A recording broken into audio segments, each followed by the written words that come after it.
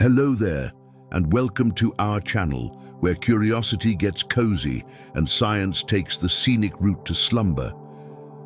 Tonight, we begin with a thought that might sound heavy at first, but I promise it will unfold gently, like the slow turning of pages in a book that's been sitting on a shelf for billions of years. What if humanity isn't the grand climax of life on this planet? What if we are not the pinnacle we often believe ourselves to be, but simply one temporary chapter in Earth's 4.5 billion year story? It's a question that lingers in the background of history, like a quiet echo waiting for us to notice it. And when we do, it can feel unsettling. But it can also feel strangely comforting, because it places us in the context of something so much larger than our individual lives or even our species. Before we move further, let me ask you something personal. Where are you listening from tonight? Maybe you're curled up in bed, earbuds in, winding down after a long day. Maybe you've just pressed play because sleep feels a little far away and you'd like something soft and steady to keep you company. Maybe you're not even listening at night, but in the middle of the afternoon or during a morning commute. Whatever time it happens to be, and wherever you happen to be, here we are, sharing this same moment together across time zones and distances, joined by nothing more than a voice and a question. If you find comfort in this kind of exploration, if the pace feels soothing or the curiosity feels like the right kind of gentle company, I'd be truly grateful if you gave this video a like or maybe subscribed. It helps this small corner of calm reach others who might also need a space like this, a chance to pause, breathe, and wander through ideas that are both vast and reassuring. Now let's ease into the story itself. Earth's history stretches back about 4.5 billion years. If you try to picture that span, it's overwhelming. The human brain is not well equipped for numbers that large. We can hold on to the idea of 1,000, maybe 1,000,000, but billions begin to blur into something that feels more like abstraction than reality. Yet that is the age of this world beneath our feet. And for almost all of that time, we weren't here. No humans, no hominids, not even mammals for most of it. When you look at the timeline of Earth, our presence is so brief that it barely registers, a thin line at the very end of a very long scroll. Imagine condensing Earth's entire history into a single day. The planet forms at midnight, a ball of molten rock cooling under a violent sky. The first simple life appears around 4 a.m., tiny microbes drifting in ancient oceans. Multicellular life doesn't arrive until evening. Dinosaurs don't step onto the stage until late at night. Humans, in this 24-hour analogy, appear only in the last few seconds before the next midnight. Civilizations, cities, everything we call history would be nothing more than a single blink, and yet we often speak as though the earth was waiting for us. As if the forests grew, the rivers carved valleys, the continents shifted, all in preparation for our arrival. But the truth is more humbling. The earth has been through countless transformations, extinctions, and rebirths without us. It will continue to do so long after we're gone. It doesn't need us to complete its story. We're a part of it, yes, but only a part. One of many phases, not the grand conclusion. Think about the species that came before us. Trilobites crawling across seabeds 500 million years ago. Their segmented bodies leaving fossils that still shimmer faintly in stone. Great forests rising in the Carboniferous period. Their trees towering over a world where insects grew to the size of birds, reptiles dominating land, sea, and sky during the age of the dinosaurs. Each of these groups had their time, their dominance, their moment to define the planet. And then eventually they passed away, sometimes slowly, sometimes abruptly, but always inevitably. Extinction is not rare, it is the rule. Permanence belongs to stone and ocean, not to species. And so we come to ourselves, humans, with our languages, our tools, our art, our technology. We often talk about ourselves as though we've reached the pinnacle of evolution, as though intelligence were the final goal of life, and we were the result it was striving toward all along. But what if that isn't true?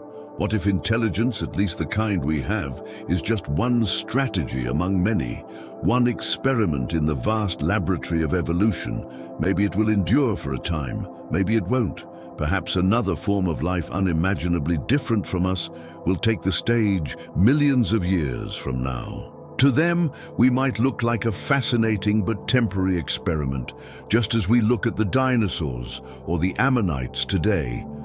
When you think about it this way, the pressure lifts a little, because if we are temporary, if we are not the climax, but just a chapter, then the weight of having to finish the story is not on us. Our role is not to be permanent, but to be here now, to exist within our moment, to leave traces where we can, and to accept that those traces will fade in time. The earth has patience far greater than ours. Mountains rise and erode, oceans open and close. Climates shift, species appear and vanish. We're not the exception to that rhythm, we are a part of it. Even the things we think of as lasting monuments, skyscrapers, satellites, great works of art, even the global internet are fragile in the long view. Given enough time, stone crumbles, metal rusts, orbits decay, servers fail. The fossils of trilobites survived longer than most of our achievements will. The Earth remembers in stone and sediment, not in digital archives. Our traces may endure for a while, but they too will eventually be overwritten, and maybe that's not something to mourn. Maybe there's comfort in knowing the story continues without us. After all, every species before us has given way to something else, and every extinction has opened space for something new. The dinosaurs vanish and mammals rise. Giant ferns retreat and flowering plants spread. Microbes thrive in the shadows of mass extinctions, waiting patiently for their chance to shape the world again. If humans disappear one day, life will not stop. The forests will return. The oceans will refill with creatures. Perhaps even intelligence will rise again in a form we can't picture. Maybe birds or cephalopods or something entirely new will carry the torch of awareness into the far future. And here's the strange thing. Even if that happens, even if humans vanish entirely, our time here will still have mattered. Not because it lasted forever, but because it was part of the flow. We shaped the earth, left our marks in its layers, and lived our brief span in its great story. Being temporary doesn't mean being meaningless. It means being woven into a fabric so vast that no single thread needs to hold it all together. So tonight, as we begin this exploration, think of the question not as something grim, but as something expansive. What if humans are not the pinnacle, but a phase? What if our place in the story is not the end, but just one of many moments unfolding in a timeline too big to fit inside us? If we want to understand why humanity might only be one temporary chapter in the Earth's vast history, we have to step back, far back to a time when there was no hint of us at all. No forests, no animals, not even a blade of grass. Picture the Earth in its first beginnings 4.5 billion years ago. It wasn't the blue and green planet we know today, but a glowing sphere of molten rock, hammered by asteroids, simmering under a young sun that was weaker than it is now, but still harsh. The atmosphere wasn't breathable. The oceans hadn't yet formed, and the idea of life was nowhere in sight. This was a place defined by fire and stone, where the surface hardened, only to be torn open again by constant bombardments from space. We call this time the Hadean Eon, named after Hades, the underworld of Greek mythology, because it really did resemble something like hell. Volcanoes erupted endlessly, continents didn't exist, and the sky was filled with thick toxic gases. Yet, out of this chaos came the first steps toward the world we know. Slowly, the bombardment eased, the surface cooled, and water began to gather. Comets and asteroids brought ice and steam from volcanic eruptions condensed into rain. Over millions of years, those rains filled the basins of the cooling planet, and the first oceans appeared. Imagine that moment, if you can. The sound of rain falling for centuries, drop after drop, until it became seas stretching farther than the eye could see. These oceans were silent at first. No fish swam in them, no plants grew along their shores. They were chemical laboratories mixing minerals and molecules stirred by tides and heated by vents from the Earth's crust. In those conditions, something extraordinary happened. We don't know the exact recipe, and scientists still debate the details. But somewhere in those silent waters, life began. The earliest microbes, so small they were invisible to the eye, emerged and found a way to replicate. They had no brains, no nervous systems, nothing resembling thought. Yet they carried within them the spark of something entirely new, the ability to grow, to adapt, to evolve. And this is where Earth's story truly begins, because without those first microbes, nothing else would follow. It's humbling to realize that the creatures we often overlook today, bacteria and single-celled organisms, were the original rulers of the planet. They shaped the atmosphere. They invented photosynthesis. They transformed oceans full of dissolved iron into clearer waters. In fact, for most of Earth's history, life was nothing but microbes, not just for a brief span, but for billions of years. Think about that. The Earth is 4.5 billion years old, and for almost 3 billion of those years, life never got beyond single cells. During that time, the surface of the planet was anything but still. Continents were beginning to form, but they looked nothing like the ones we know. They drifted slowly, colliding, breaking apart, creating mountain ranges that rose and eroded again long before our familiar continents took shape. The sky changed too. At first, Earth's atmosphere had no oxygen, only carbon dioxide, methane and nitrogen. If you were to step into that world, you wouldn't survive more than a few seconds. But then, tiny cyanobacteria began releasing oxygen as a byproduct of photosynthesis. At first, that oxygen reacted with iron in the oceans, staining rocks with vivid red layers we can still see today. But eventually it built up in the atmosphere, creating what scientists call the Great Oxidation Event. It was one of the most dramatic shifts in Earth's history, turning the air toxic for many forms of life that couldn't handle oxygen, but paving the way for more complex organisms to evolve. If you were to stand on Earth during this early time, what would you see? The landscapes would be harsh, volcanic islands scattered across vast oceans, barren rocks with no plants, skies tinted with strange colors from volcanic gases, lightning flashing through heavy clouds, the smell of sulfur and metal in the air. And beneath those waves, hidden from sight, the first cells multiplying quietly, changing the chemical balance of the world one tiny step at a time. There were no trees, no animals, no birdsong, but the story of life was already underway. It's easy to overlook this part of the story because it lacks the drama of dinosaurs or the familiarity of mammals. Microbes don't leave towering skeletons in museums. They don't capture the imagination of children drawing pictures of ancient worlds. But in many ways, they are the most important characters in Earth's history. Without them, the atmosphere would never have shifted to something breathable. Without them, the stage for more complex life would never have been set. Every breath you take is thanks to countless generations of microscopic ancestors who slowly filled the air with oxygen.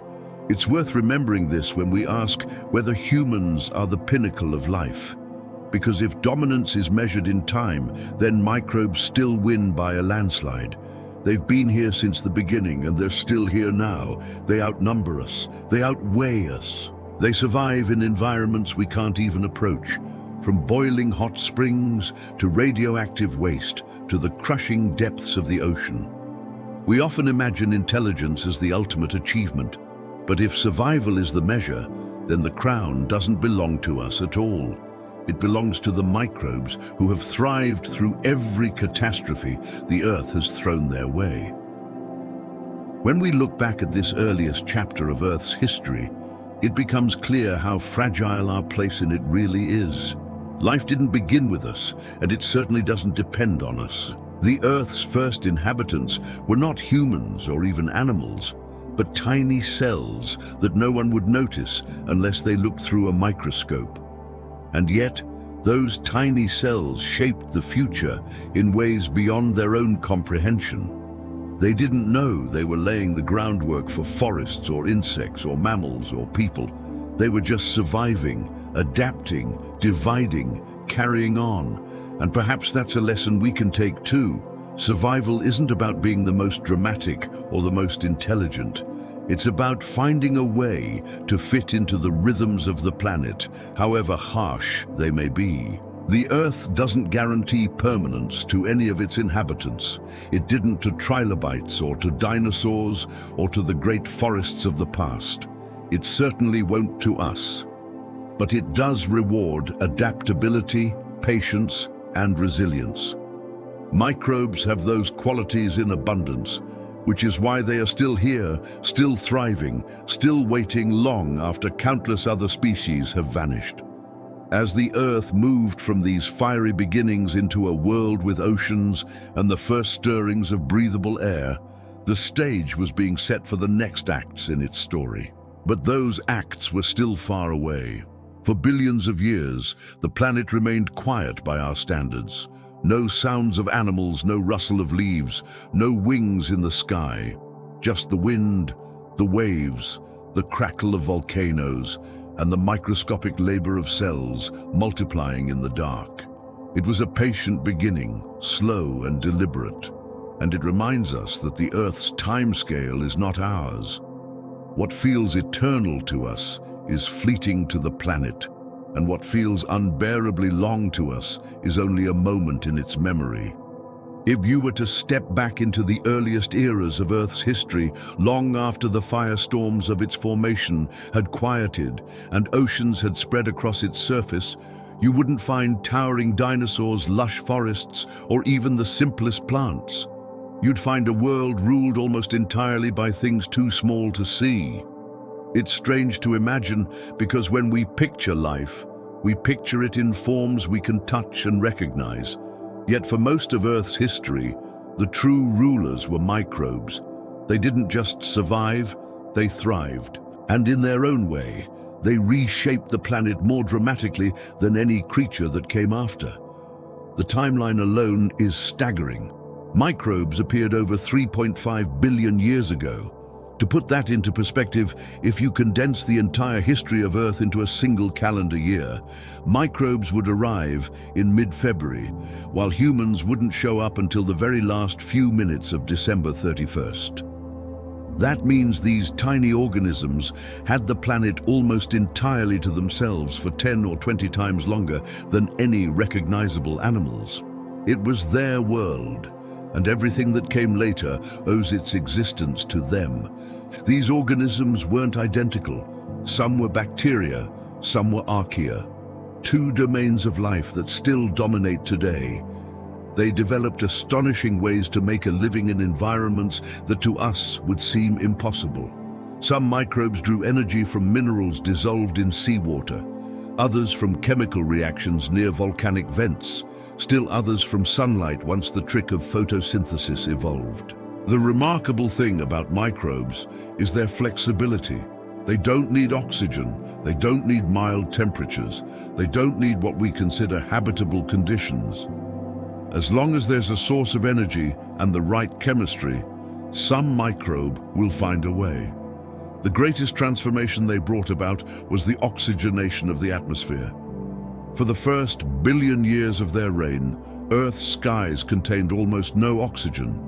Then a group of microbes called cyanobacteria discovered how to use sunlight to split water molecules and release oxygen as a byproduct. This might sound minor, but it completely changed the trajectory of the planet.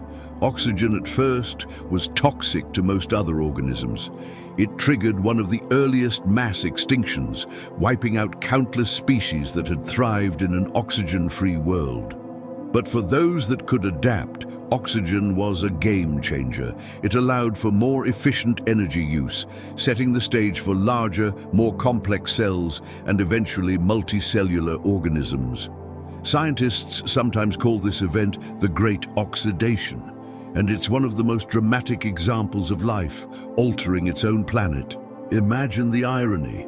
The tiniest organisms in existence, completely invisible to the naked eye, reshaped the sky itself.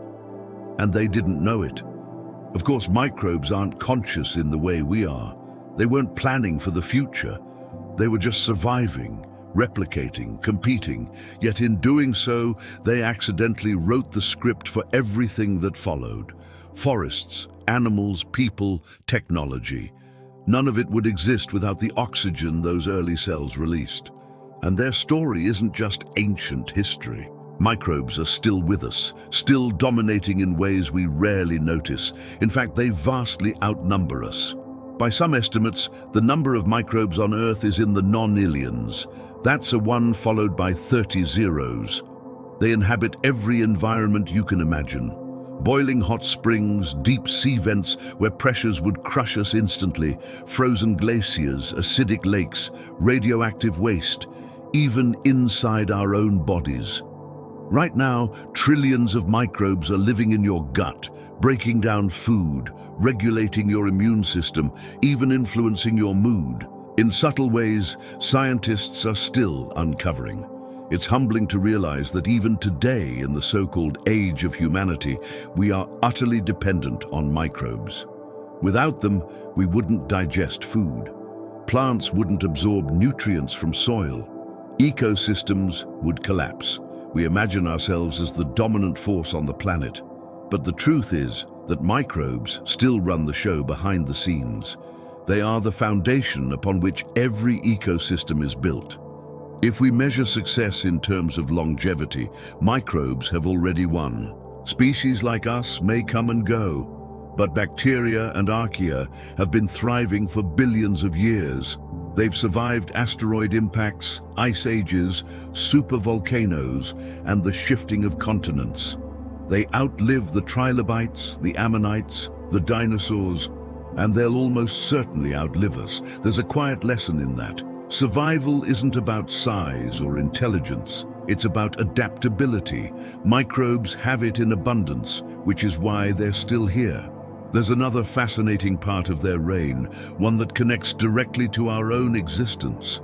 Complex life, meaning anything with cells that have nuclei and organelles, only appeared because of microbes.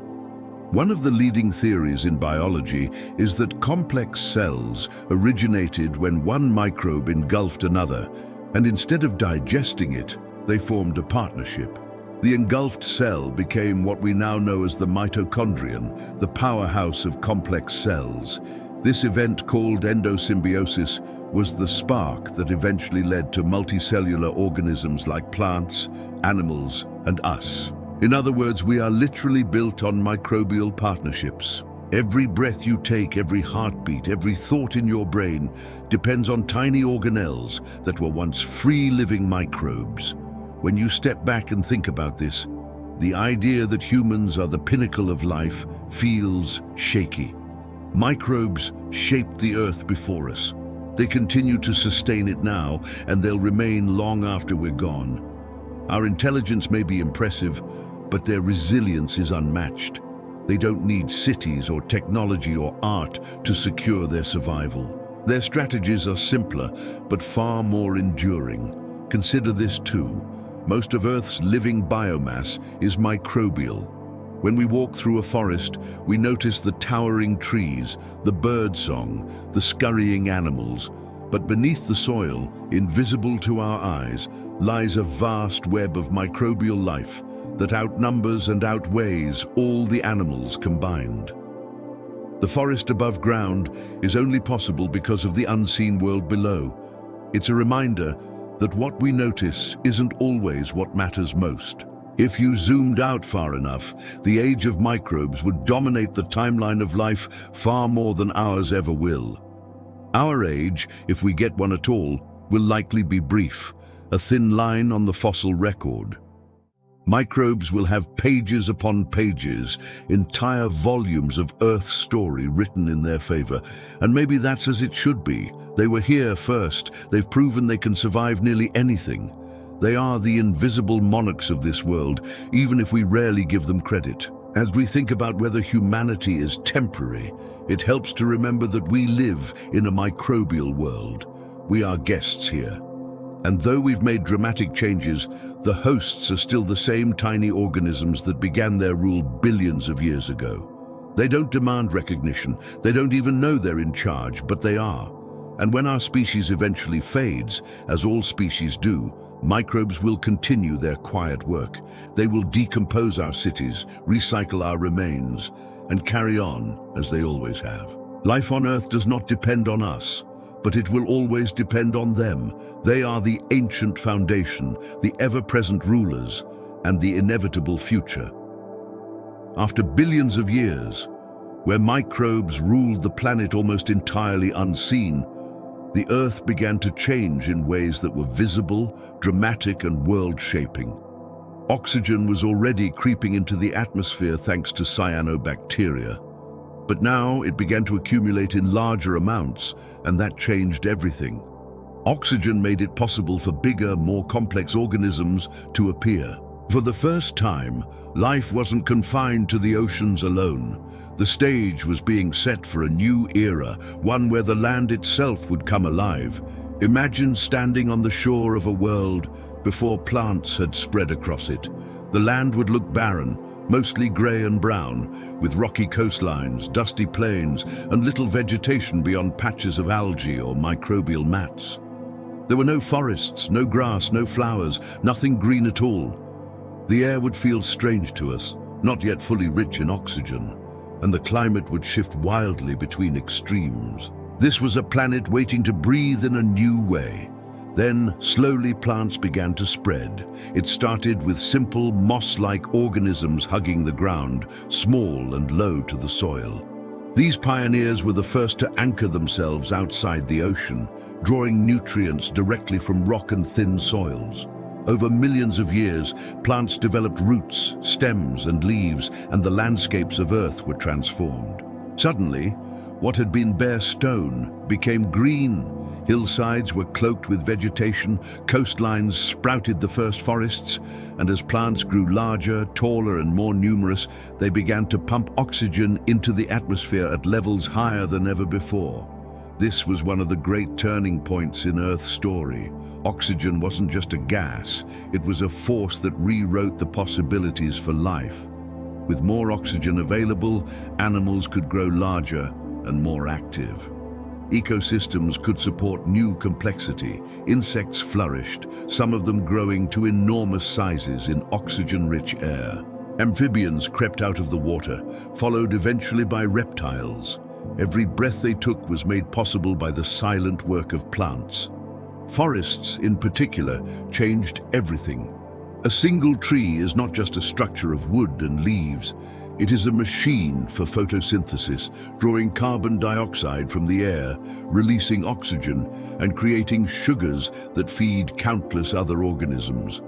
Multiply that by millions of trees in a forest, and you have a planetary scale system that reshaped the chemistry of the atmosphere and provided habitats for an explosion of biodiversity. The first great forests appeared during the Devonian and Carboniferous periods more than 300 million years ago. These weren't the forests we know today with familiar oaks and pines. They were made of towering ferns, giant horsetails, and strange tree-like plants that don't exist anymore. Their trunks rose high above swampy ground. Their roots dug deep into soils, and their leaves formed dense canopies that changed the way sunlight reached the Earth's surface. Beneath them, insects buzzed, amphibians hunted, and the first reptiles crept through tangled undergrowth. Those forests also did something else remarkable. They locked away vast amounts of carbon. When plants died, much of their material was buried in swamps and sediments where it didn't immediately decompose. Over millions of years, that buried plant matter turned into coal, oil, and natural gas, the fossil fuels we use today. So, when we burn coal in power plants, we're literally tapping into the energy of forests that grew hundreds of millions of years ago. It's a strange connection between our modern civilization and those ancient landscapes. But perhaps the most lasting legacy of these forests was the transformation of the atmosphere. Oxygen levels rose to unprecedented heights. During parts of the Carboniferous period, oxygen may have made up over 30% of the atmosphere compared to 21% today. This surplus of oxygen allowed some insects to grow to enormous proportions. Dragonflies with wingspans the size of hawks, millipedes longer than a human. It must have been a surreal world, both familiar and alien. And with this new abundance came new complexity. Ecosystems grew more layered and interconnected. Plants supported herbivores. Herbivores fed carnivores, and decomposers recycled the waste back into the soil. It was the beginning of the intricate web of life we recognize today. The land was no longer silent and bare. It buzzed, croaked, rustled, and echoed with the sounds of life. The planet had learned to breathe through forests, and in doing so, it set the stage for everything that followed. If you zoom out and think about this moment in Earth's history, it's another reminder of how temporary our own age might be. Plants and forests reshaped the entire world. But the first great forests did not last forever. Many of the dominant tree-like plants of the Carboniferous eventually disappeared, replaced by new lineages, new ecosystems, new rhythms. The forest, as an idea, endured, but the specific players changed. Extinction swept through again and again, as it always does, clearing space for new forms of life. And when you trace that pattern forward to today, you can see that our forests too are temporary. The rainforests, the boreal forests, the temperate woodlands we know now. All of them are just another phase in a longer story. They feel ancient to us, but compared to the age of the planet, they are fleeting. If climate shifts, or if ecosystems collapse, or if human activity continues to cut them down at the pace it does today, these forests will also change, disappear, or transform. Life will go on, but it won't look the same. Oxygen itself, the thing we rely on with every breath, is not guaranteed in fixed amounts forever. It's the product of balance. Photosynthesis on one side, respiration and decay on the other. If that balance shifts, so does the atmosphere. Earth has gone through times when oxygen levels were lower, times when they were higher, and times when they nearly collapsed. What feels permanent to us, the air we breathe, is actually the result of countless living processes working together, most of them invisible and uncelebrated. This perspective makes it easier to see how humans fit into the bigger picture. We often talk about how we've changed the planet, and it's true, but plants changed it first on a scale we can barely imagine. Microbes made the first atmosphere, and plants made the second. They set the stage for animals, including us. We like to think we're unique in our impact, but we're really just the latest in a long series of organisms that altered the planet to suit their needs. The difference is that microbes and plants didn't know they were changing the world while we do. Yet knowledge doesn't make us permanent. Just as those first forests eventually vanished, so might ours. Just as oxygen levels rose and fell over the ages, so might they again. Everything is temporary in the grand timeline, even the very air we take for granted. And so, when we ask whether humanity is the pinnacle of life, or just a phase, the forests give us an answer in their own way. They remind us that dominance comes and goes, that no system lasts forever, and that even the most powerful transformations eventually yield to new ones. The planet is always learning to breathe in new ways, always rewriting its own rhythms. When we think about the history of life on Earth, it's easy to imagine a steady march of progress. First microbes, then plants, then animals, then eventually us, as if the story were a smooth line moving upward. But the truth is far less linear. Earth's story has been interrupted again and again by extinctions. Entire worlds of creatures have risen, flourished, and then disappeared, often leaving only fossils behind. Extinction is not rare. It is normal. It's the punctuation that marks the end of one sentence and the beginning of another. The first time you really sit with that idea, it can be sobering. More than 99% of all species that have ever lived are gone. Let that number sink in. Nearly everything that has ever existed on this planet has vanished. Every trilobite that scuttled along ancient seafloors, every giant dragonfly that once soared in oxygen-rich skies, every towering tree of the Carboniferous forests, every dinosaur that thundered across the land, gone. Extinction isn't the exception to life, it's the rule. And yet extinction doesn't mean failure, it means change. Sometimes it comes slowly as climates shift or ecosystems transform. Sometimes it comes suddenly as asteroids strike or volcanoes erupt. Either way, extinction clears space for something new. Life is constantly rewriting itself, erasing chapters and starting fresh with new ones. Take the trilobites, for example. For these armored arthropods appeared more than 500 million years ago, at the dawn of complex animal life for nearly 300 million years.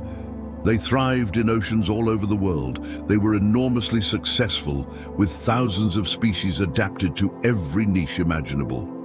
And then, during a mass extinction event at the end of the Permian period, they were wiped out completely. No trilobite survived, but while they disappeared, other groups like early crustaceans and insects carried on filling the spaces they left behind. The Permian extinction itself was one of the most dramatic turning points in Earth's history. It's often called the Great Dying. Around 250 million years ago, something catastrophic happened. Massive volcanic eruptions in what is now Siberia released vast amounts of carbon dioxide and other gases, triggering runaway climate change. Oceans turned acidic, temperatures spiked, ecosystems collapsed. It's estimated that more than 90% of all marine species and 70% of land species went extinct. It was the closest life has ever come to ending entirely, and yet it didn't. Out of that devastation came new beginnings.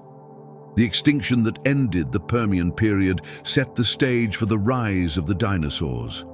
Without the Great Dying, reptiles might never have become the dominant form of life on land. Extinction in this sense was a rewrite. It closed one world but opened another. And of course, the dinosaurs themselves eventually met a similar fate. For more than 150 million years, they ruled the planet.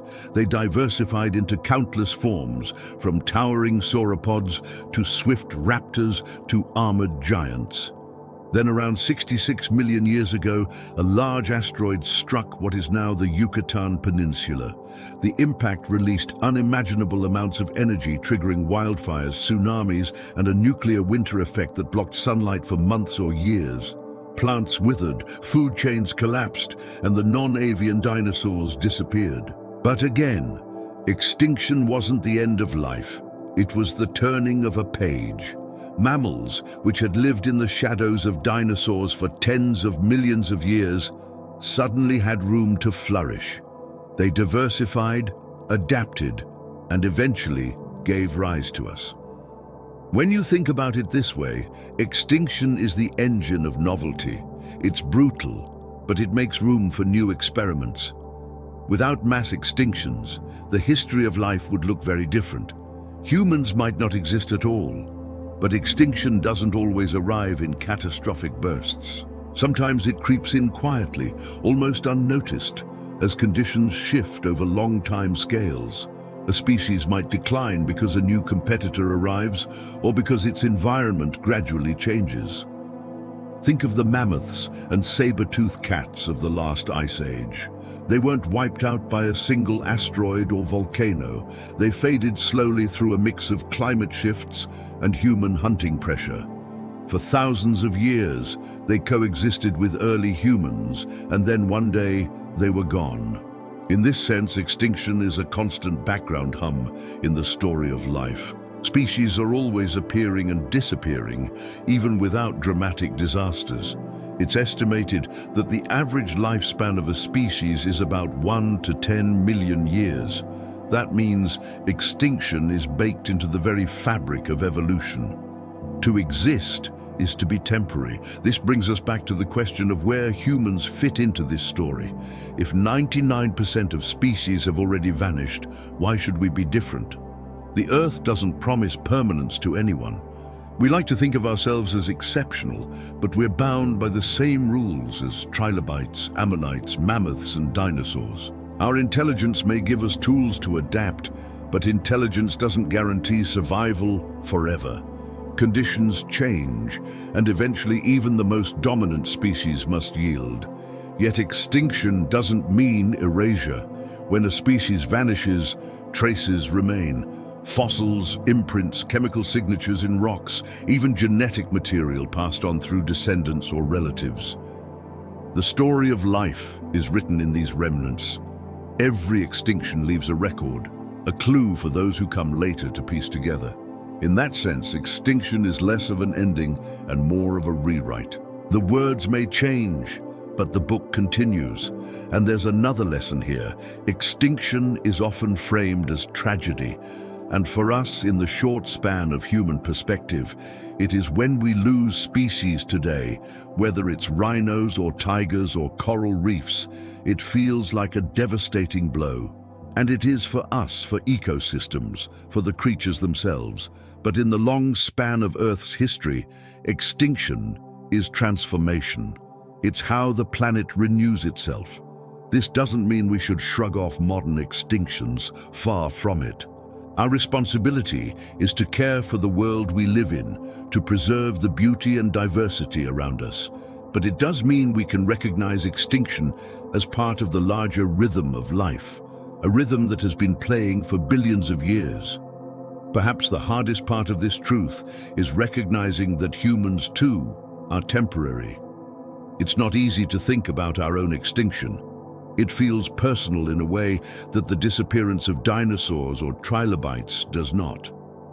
But the logic is the same. One day, whether through gradual decline or sudden catastrophe, our species will vanish. Maybe it will be climate change, maybe disease, maybe something we can't predict. Maybe it will take a few thousand years, maybe a few million. Either way, the odds are not in our favor. Survival forever is not on the table. And yet, just like all the species before us, we will leave traces. Maybe future life will find our fossils, our buildings, our plastics buried in sediments. Maybe they'll puzzle over our existence the way we puzzle over dinosaurs. Maybe they'll wonder if we saw ourselves as permanent, and if we understood how temporary we really were. That, in a way, is the gift of thinking about extinction. It forces us to confront impermanence, to see ourselves not as the climax of life, but as one act in a much longer play. It can feel unsettling, but it can also be liberating. Because if permanence was never an option, then the meaning of our existence isn't found in forever. It's found in the here and now, in the way we live during our brief chapter. And so the story of life continues, written by extinction as much as by survival. Trilobites vanish, dinosaurs vanish, mammoths vanish. Something new always rises to take their place. Life rewrites itself constantly, turning pages again and again. And humans, for all our intelligence and ambition, are not exempt. We're part of the same cycle. The question isn't whether the page will turn, it's when and what comes after. After the devastation of the Great Dying at the end of the Permian period, life on Earth was forced to start again almost from scratch. The oceans had lost the majority of their species. The land was emptied of its dominant animals, and ecosystems everywhere were shattered.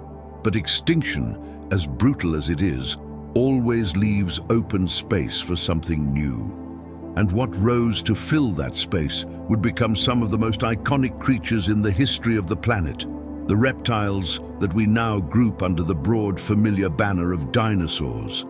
It didn't happen overnight.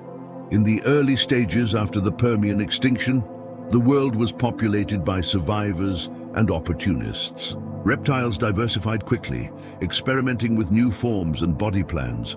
Some were small and nimble insect eaters, others heavy-bodied herbivores. Amphibians still clung to rivers and swamps, though they no longer held the dominance they once had.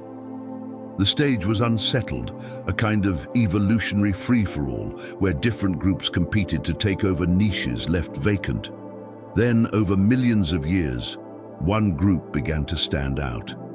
The archosaurs, a lineage of reptiles that included crocodiles and eventually dinosaurs, began to dominate. Their bodies were efficient, their legs positioned under them instead of sprawling out to the sides, which gave them better endurance and speed. They were adaptable, varied, and resilient. Little by little, they took over. By the time the Triassic period gave way to the Jurassic, dinosaurs had become the undisputed rulers of the land. If you could walk into that world, the difference would be overwhelming. Towering herbivores with necks longer than buses grazed on cycads and conifers. Predators the size of trucks stalked through forests and plains. Even the air and sea were filled with reptilian rulers, pterosaurs wheeling through the skies on leathery wings. Marine reptiles like ichthyosaurs and plesiosaurs prowling the oceans. It was truly the age of reptiles with dinosaurs at the center of it all. What made dinosaurs so successful? Part of the answer lies in their sheer diversity. Not all dinosaurs were enormous, though we tend to remember the giants. Some were the size of chickens darting quickly through undergrowth. Others lived in herds, traveling across vast landscapes in search of food. Some developed feathers, originally for insulation or display, long before they were used for flight. Their adaptability meant they could occupy almost every ecological role imaginable, and they lasted a long time. Dinosaurs reigned for more than 150 million years. To put that in perspective, modern humans have existed for about 300,000 years. Our entire species' history would barely register as a fraction of a percent of the dinosaur era. When you think about dominance in terms of longevity, dinosaurs were unimaginably successful. Their world wasn't static. Climates shifted, continents drifted, sea levels rose and fell, yet dinosaurs endured through it all. They survived smaller extinction events, adapted to new environments, and continued to evolve. They were not fragile rulers. They were resilient, patient, and remarkably capable of weathering change. It's worth noting that dinosaurs weren't just giant lizards, as early scientists once thought. They were an incredibly varied group with complex behaviors. Evidence suggests many cared for their young, building nests and protecting hatchlings. Some traveled in herds, suggesting social structures. Others developed elaborate crests and frills, perhaps for communication or display. Their lives were not so different in some ways from the animals we know today. And then, after ruling the Earth for longer than we can really grasp, their age came to an end. Around 66 million years ago, an asteroid struck near what is now the Yucatan Peninsula. The impact released energy equivalent to billions of atomic bombs, throwing debris into the atmosphere and blocking sunlight. Plants died, ecosystems collapsed, and the non-avian dinosaurs disappeared. In the space of a geological moment, their reign ended. Yet as always, extinction didn't erase everything. Birds are the direct descendants of small feathered dinosaurs. In that sense, dinosaurs never fully vanished. They still fly above us today, singing in trees, gliding over oceans, perching on rooftops. The age of dinosaurs transformed into something else, but the lineage continued. When we think about what this means for us, the lesson is sobering. If dominance were enough to guarantee permanence, dinosaurs would still be here. They had size, strength, diversity, and resilience. They lasted longer than any human civilization ever will, and yet they too fell. An asteroid, an accident of fate, was enough to end their age. That reminder brings us back to the central idea of our exploration. If dinosaurs, the giants of history, were ultimately temporary, why would humans be different? Our intelligence, impressive though it is, doesn't shield us from the realities of extinction. We live on a planet that is unpredictable, shaped by forces far beyond our control. Just as dinosaurs were undone by a rock from space, so too could we be undone by disasters or by our own actions. But it's not all bleak. The story of the dinosaur also shows that endings create beginnings. Without their extinction, mammals might never have risen to prominence. Without mammals, primates wouldn't have appeared. Without primates, humans would not exist. In a strange way, we owe our existence to the asteroid that ended the age of dinosaurs. Their loss was our opportunity, and that cycle will continue. One day, humanity may fade, but whatever comes after us will build on the space we leave behind. Just as birds carry on the lineage of dinosaurs, some future species may carry forward traces of us, perhaps not directly, but as part of the ever-turning wheel of life. So when we look back on the reign of the dinosaurs, it's not just a story of giant reptiles, it's a story of impermanence, of how even the mightiest rulers are subject to change. It's a story that mirrors our own, reminding us that no chapter in Earth's history lasts forever, no matter how powerful it seems at the time. While the dinosaurs ruled the land with their towering bodies and thundering steps, another group of creatures lived quietly in the background. They were small. They were unremarkable by the standards of the time, and they didn't dominate any ecosystem. These were the mammals, fragile in appearance but patient, waiting in the wings of history. Mammals first appeared during the Triassic period more than 200 million years ago. At the time, they were tiny compared to the reptiles around them. Most were no bigger than mice, some resembling shrews or opossums. They hunted insects, scavenged what they could, and kept to the shadows. In a world where predators the size of buses stalk the forests, smallness was a survival strategy. Being unnoticed meant being alive. What set these mammals apart was not size, but biology. They were warm-blooded, able to regulate their internal temperatures, instead of relying solely on the environment. This gave them endurance and flexibility. They could be active at night when many reptiles slowed down. Their bodies were covered in fur, another adaptation for retaining heat. And perhaps most importantly, they nursed their young with milk, giving their offspring a better chance of survival during those fragile first stages of life. None of this made them rulers. For more than 150 million years, mammals remained in the background, rarely expanding beyond small ecological niches. But they endured.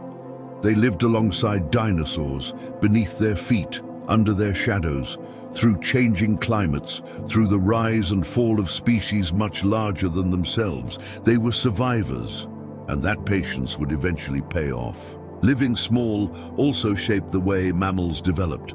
Many became burrowers, digging into the ground to escape predators and extreme conditions.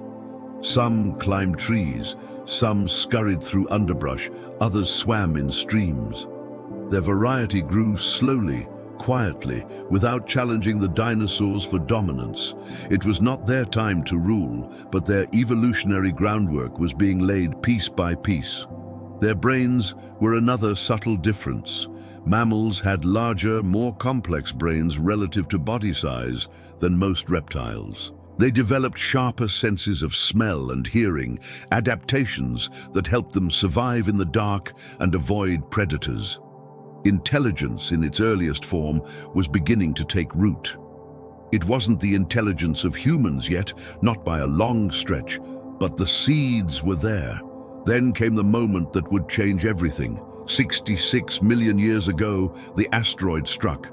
The skies darkened, the climate shifted, plants withered, and the dinosaurs, except for the birds, disappeared. The world that had belonged to them for so long was suddenly empty, devastated, and ready for new occupants. Mammals, small and adaptable, were ready. Their size, once a disadvantage in a world of giants, now became an advantage. They needed less food. They could hide. They could reproduce quickly. They filled the niches left open by the dinosaurs. What had once been a world of shadows turned into a world of opportunity. In the millions of years that followed, mammals exploded in diversity. Some grew large, becoming the ancestors of whales, elephants, and bison. Others developed into primates, eventually giving rise to us. The age of mammals had begun, but it was built on a foundation of survival strategies honed during the time of dinosaurs. Without those long ages of quiet persistence, mammals might never have been able to seize their moment. When we think about this part of the story, it's tempting to focus only on the eventual outcome, humanity. But the truth is broader. The mammals' rise was not inevitable, and it wasn't aimed at us specifically. It was simply the result of resilience, of adaptability, of being able to survive where others could not. Mammals were not the most powerful or dramatic creatures, but they were persistent. And sometimes persistence is what history rewards. This is another reminder that humans are not the pinnacle of life, but one branch among many. Our existence rests on a chain of accidents, extinctions, and adaptations, stretching back hundreds of millions of years. The dinosaurs fell, mammals rose, and eventually primates emerged. But if history had taken even slightly different turns, the outcome might have been entirely different. Even now, many of the traits that allowed early mammals to thrive are still with us. We are warm-blooded, we care for our young, we have complex brains, we can adapt to different environments. But just as those traits didn't guarantee permanence for mammals in the long run, they don't guarantee permanence for us either. We are temporary inheritors of their strategies, not eternal masters of them. In the quiet persistence of early mammals, there is a lesson. Survival doesn't always belong to the biggest or the strongest or the most dominant. Sometimes it belongs to those who endure quietly, who adapt patiently, who wait for the right moment. Mammals did that for more than 150 million years, and when their moment came, they were ready.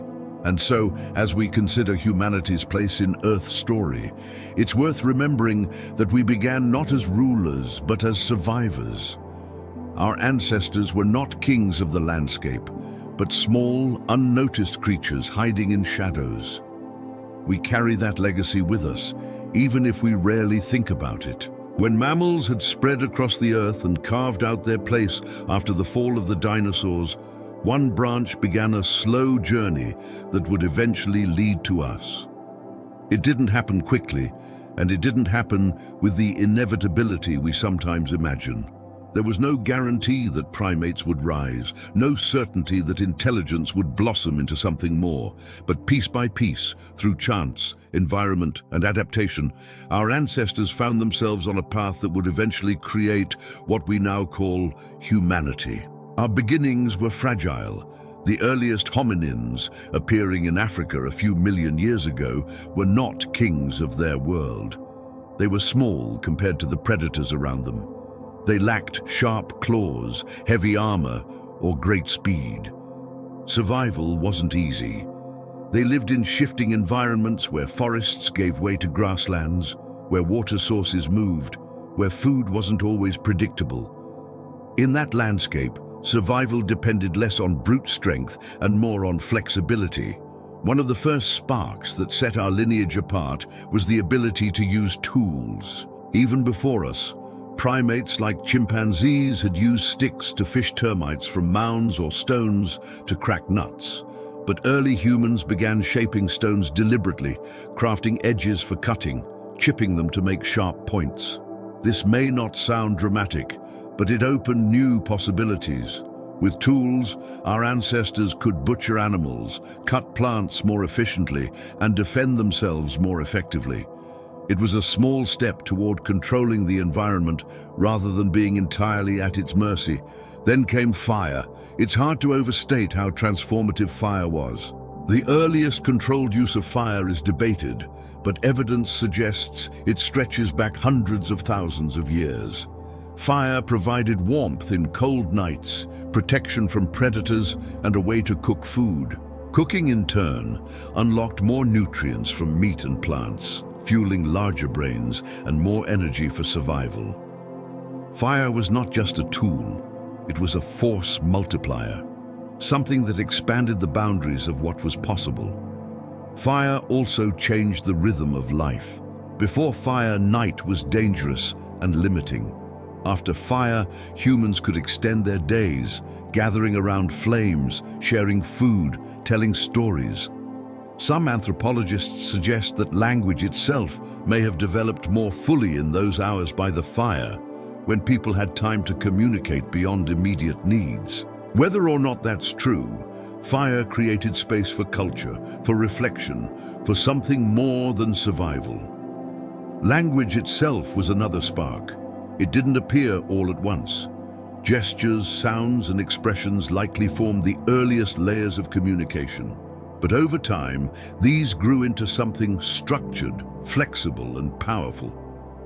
With a language, humans could share knowledge beyond the here and now.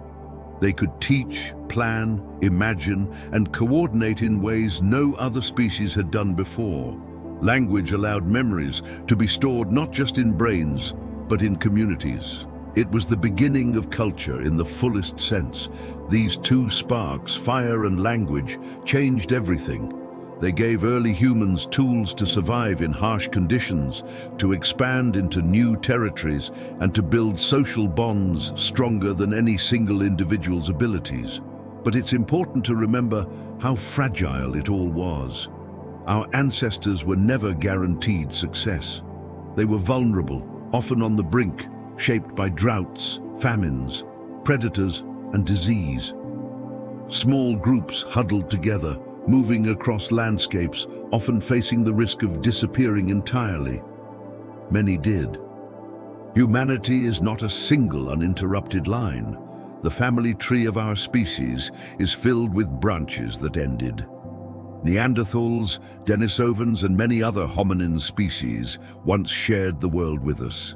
They were intelligent, skilled, and capable in their own right. Yet over time they vanished. Some were replaced by us, some interbred and became part of our genetic legacy. Some faded for reasons we still don't fully understand. Their disappearances remind us that being human was never inevitable. It was one path among many, and it could have ended as easily as it began. Still, the sparks of fire and language carried our lineage forward. They gave us resilience. They let small groups travel farther, adapt to new climates, and push into environments others couldn't. By the time Homo sapiens appeared around 300,000 years ago, those foundations were already in place. The ability to shape tools, master fire, and communicate in complex ways was woven into us. They were the fragile beginnings of what would become civilization. What's striking is how ordinary those beginnings might have seemed at the time. Imagine a group of early humans gathered around a fire. They weren't thinking about the future of the species, or about building cities or writing books. They were warming their hands, cooking food, keeping predators at bay, perhaps laughing or comforting each other. Yet from those simple acts came the foundation of everything we know.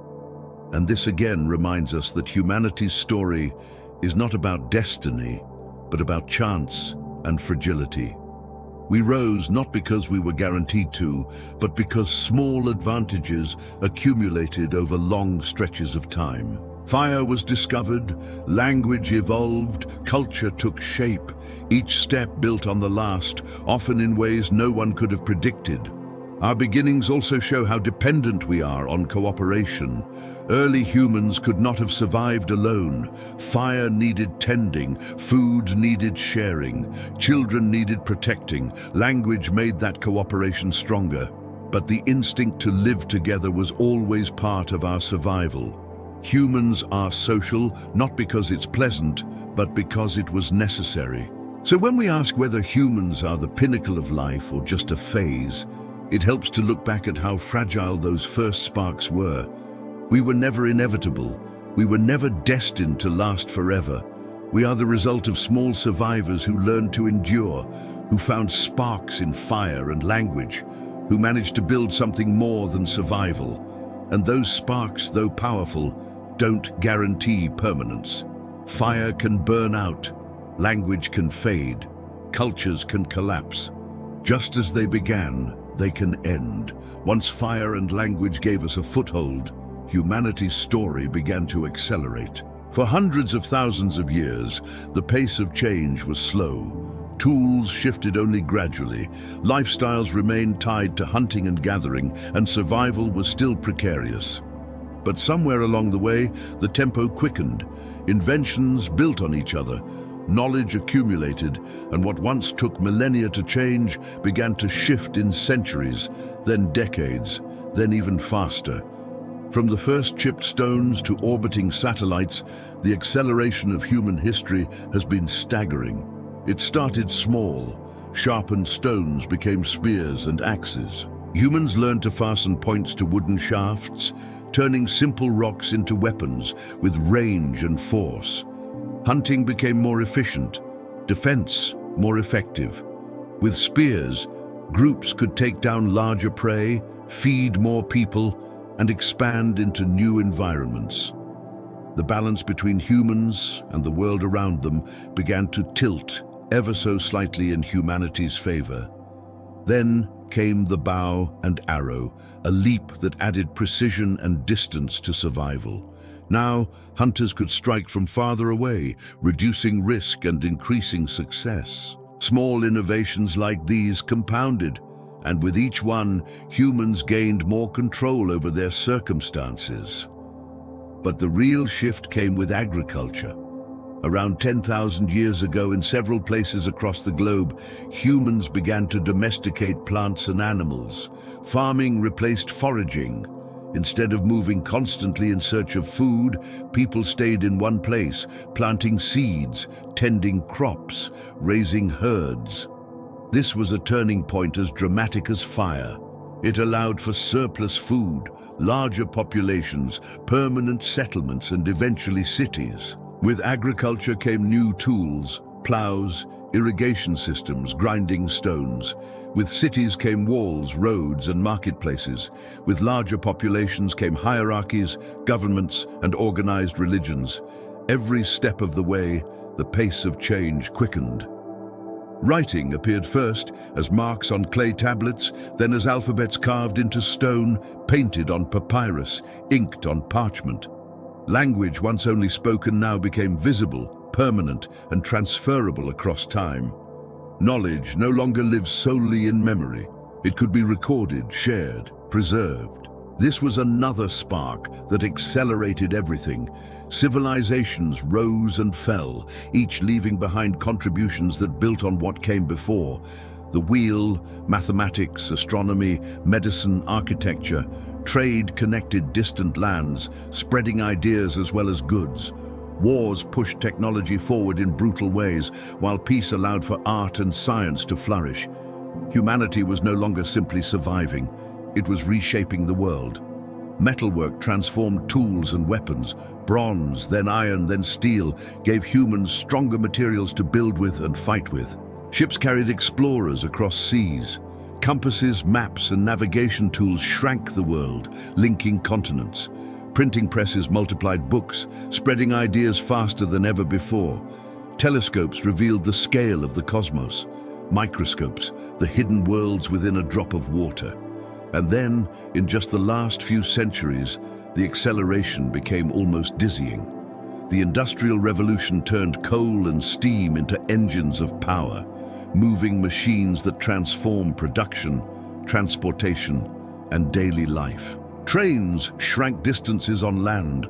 Steamships did the same at sea. Factories rose, cities grew, and populations exploded. Electricity arrived, lighting up nights, powering inventions, driving communication. Telegraphs sent dots and dashes across continents. Telephones carried voices across wires. Radios transmitted sound through the air. Then came motion pictures, airplanes, automobiles. Each invention shrank the world further, speeding up not only travel and communication, but the pace of life itself. In less than 2 centuries, humanity went from horse-drawn carts to jet engines, from handwritten letters to instant messages. Knowledge exploded, discoveries piled on discoveries, and the trajectory tilted upward faster and faster, and then space. Rockets, first designed for war, carried satellites into orbit. Humans set foot on the moon. Spacecraft explored planets. Telescopes captured light from galaxies billions of years away. What had once been stories told under the stars around campfires became realities. In only a few thousand years, a blink compared to the age of the Earth, humans had gone from chipped stone spears to satellites circling the planet. This acceleration is unlike anything else in the history of life. No other species has reshaped its environment, its tools, and its knowledge at such speed. But the very pace that defines us also raises questions. How sustainable is this acceleration? Can it continue indefinitely, or will it, like so many other rises in Earth's history, eventually plateau or collapse? Because with acceleration comes risk. The same tools that allowed us to thrive also give us power to destroy. Fire once kept us warm and safe, but it also burned forests. Agriculture fed millions, but altered ecosystems. Industrial revolutions built prosperity, but filled the skies with carbon. Satellites link the world, but also track weapons and conflicts. Each advance carries both possibility and danger, creation and destruction. And it's worth remembering that while our acceleration feels monumental to us, in Earth's larger story, it may be temporary. The dinosaurs ruled for 150 million years without inventing wheels, roads, or rockets. And yet, they too vanished. Mammals lived in the shadows for over 100 million years before rising. Our acceleration might be remarkable, but it doesn't guarantee permanence. Still, there is something unique in what we've done. Fire, language, agriculture, science, each one has layered upon the other, speeding us forward. We've gone from slow walkers on the savannah to explorers of space in a fraction of Earth's history. It is breathtaking when you pause to think about it, and it leaves us with a question. Is this acceleration the sign of humanity's lasting importance, or is it simply another brief burst before the planet moves on? History suggests the latter, but for now, we live in the middle of it, racing forward from spears to satellites, watching the world change faster than ever before. As humans moved from small groups of hunters and gatherers into larger, more organized communities, the planet began to change in ways it never had before. Fire and language had given us survival. Agriculture had given us stability, and acceleration through tools and machines had given us momentum.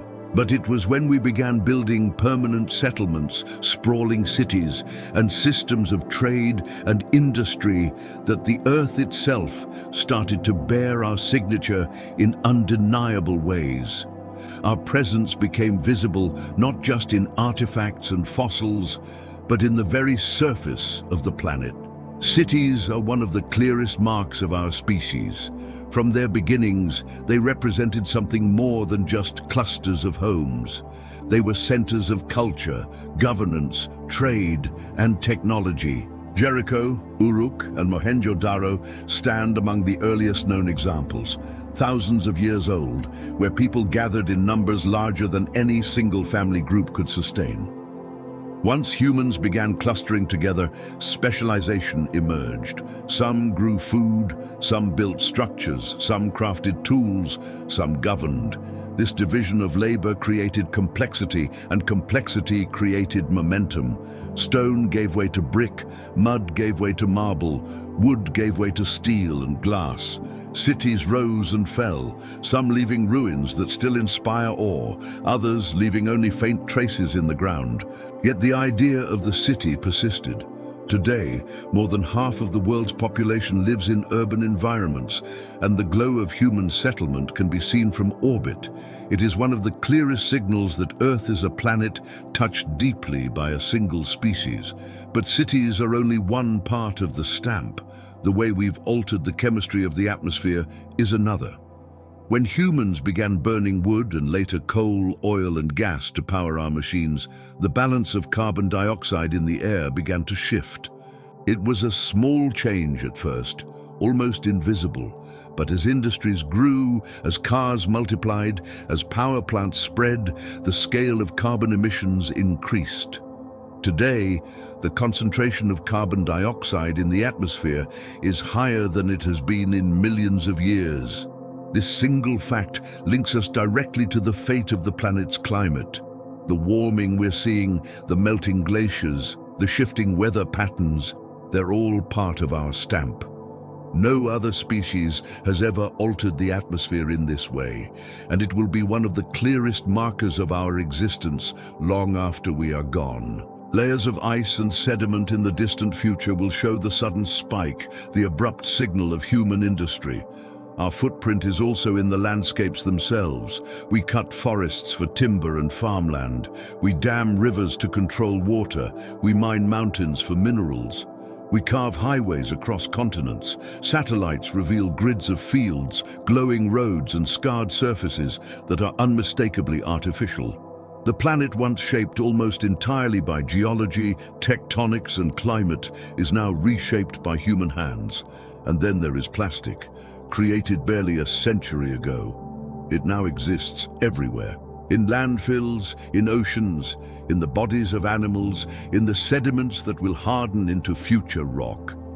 Future geologists, if they exist, will find plastic as a signature layer, a bright marker of human presence in the geological record.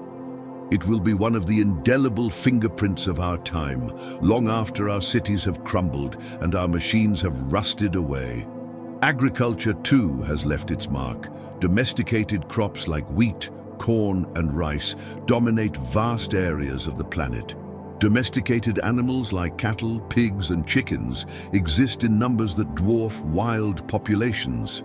The ecosystems of Earth have been reshaped to serve us, creating a global network of fields and farms that sustain billions. But this reshaping has come at a cost, often reducing biodiversity, replacing complex ecosystems with simplified ones. What is striking in all of this is the speed. Forests once took centuries to expand or contract. Climates once shifted over millennia. Landscapes once changed slowly under the forces of erosion and plate tectonics. But in just a few thousand years, humans have accelerated these processes dramatically.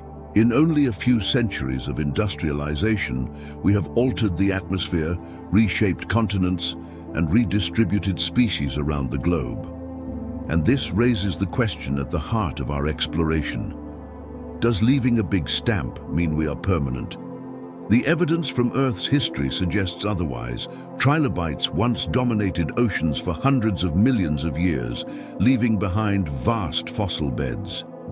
Dinosaurs stamped their mark in bones, footprints, and even the ecosystems they shaped for over 150 million years.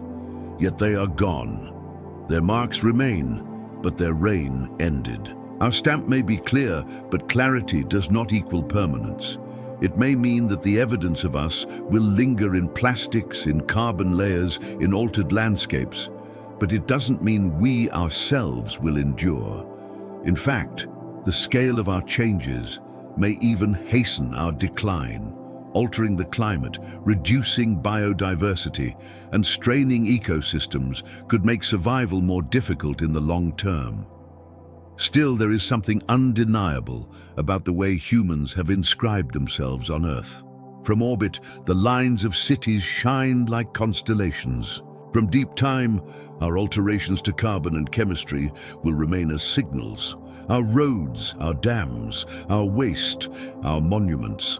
They are the marks of a species that moved quickly, that accelerated through history, that reshaped its planet in ways no creature had before. Whether that makes us a pinnacle or simply another temporary phase is the question we return to again and again. History leans toward the latter. Our stamp may be bold, but it is written in the same book as every other species, subject to the same turning of pages, the same inevitability of change. There's a term that has gained traction in recent years, one that carries both weight and unease. It's the word Anthropocene, meant to describe a new epoch in Earth's timeline, where human activity is the defining force shaping the planet. It suggests that we, through our cities, our machines, our carbon, and our consumption, have altered the world so deeply that we've created a geological age named after ourselves. It's an idea that flatters us, but also one that might mislead us if we're not careful. Because behind the word lies an assumption, one that has quietly worked its way into human thought. That we are the final chapter in Earth's story. That the arrival of our species marks a culmination, a climax, the point toward which history has always been heading. And while it is tempting to believe this, the evidence of Earth's past tells us a different story. The Anthropocene illusion begins with scale. We look at our impact, the altered atmosphere, the plastics, the cities visible from space, and it feels as enormous. Compared to the delicate lives of our ancestors huddled around fires, our power today seems unmatched. We've moved mountains, drained rivers, altered coastlines, even split the atom. It feels as though nothing before us could rival what we've done. But scale can deceive. The cyanobacteria that flooded the atmosphere with oxygen billions of years ago reshaped the entire biosphere, paving the way for complex life. Forests of the Carboniferous age altered the planet's chemistry and left behind the coal seams we still burn. Dinosaurs dominated the land for over 100 million years, transforming ecosystems on a scale we can barely imagine. Compared to them, our few thousand years of industry are brief scratches on the surface. The illusion also comes from immediacy. We live in the now, and the changes we witness in our lifetimes feel monumental. When ice sheets shrink, when forests are cut down, when species vanish, we sense finality. But in the measure of geological time, even centuries of moments, the asteroid that ended, the dinosaurs rewrote life in an instant compared to the usual pace of Earth's rhythms. The shifts we see today may be dramatic for us, but for the planet, they are part of a long continuum, one that has no reason to end with us. There's also a kind of pride hidden in the Anthropocene label. It suggests that we are unique, that we finally become a force as significant as volcanoes or tectonic plates. In a sense, that's true. No other species has burned fossil fuels, launched satellites, or left footprints on the moon. But uniqueness is not the same as permanence. Trilobites were unique once, so were ammonites, so were the great reptiles of the Permian and the towering mammals of the Pleistocene. Each of them had qualities that set them apart. Each of them dominated their world in ways that seemed absolute, and yet each of them became another page turned. What the Anthropocene illusion does most effectively is feed the belief that history has direction, that everything before us was leading to this point. But Earth's history has never been about direction. It has been about change, about adaptation, about the ebb and flow of life under shifting conditions. If anything, the story is one of constant resets, of eras rising and falling, of experiments beginning and ending. To think of ourselves as the final chapter is to ignore the countless chapters that came before and the countless that are likely still to come. It's worth remembering that our presence here depends on events that had nothing to do with us. The asteroid that cleared the dinosaurs' reign opened a path for mammals. The rise of oxygen allowed for the possibility of complex life. The stability of climate during the Holocene gave agriculture a chance to flourish. None of these were planned. None of them aimed toward humanity. They were accidents of history, convergences of chance. To assume that those convergences were meant to produce us and only us is to mistake coincidence for destiny. And yet, the Anthropocene illusion persists because it feels real in daily life. When we see megacities glowing at night, when we know our carbon shapes the weather, when we measure the spread of our species into every corner of the globe, it is hard not to feel like the story has reached its climax. We are everywhere. We are powerful. We're inescapable. But so too were the dinosaurs in their age, and so too were the trilobites before them. The Earth has a way of humbling its dominant forms, and it does so without sentiment. This doesn't mean our impact is trivial. On the contrary, what we do now will shape the near future in ways that matter enormously to us and to countless other species. The ecosystems we alter, the climate we drive, the extinctions we accelerate, these are profound. But they are profound in the scale of human history, not in the permanence of Earth's. 10 million years from now, whether humans still exist or not, the planet will have moved on. New species will fill the gaps. New systems will evolve. New rhythms will take hold. Our chapter, however dramatic, will have passed into memory. Perhaps the deepest danger of the Anthropocene illusion is that it makes us complacent. If we see ourselves as the final chapter, we may feel untouchable, as though nothing could erase us. But history shows otherwise. Our intelligence is remarkable, but it doesn't protect us from asteroids, supervolcanoes, pandemics, or even our own choices. We're not insulated from the forces that ended every age before us. There is another way to look at the Anthropocene, not as a declaration of permanence, but as a recognition of responsibility. If we are powerful enough to alter the planet, then we are also responsible for the consequences. The illusion fades when we accept that our chapter is temporary. But in that temporary span, we can choose how it unfolds. We can choose whether our legacy is destruction or resilience. Whether our mark deepens harm or fosters survival, when we see the Anthropocene clearly without the illusion, we recognize ourselves as part of a much larger narrative.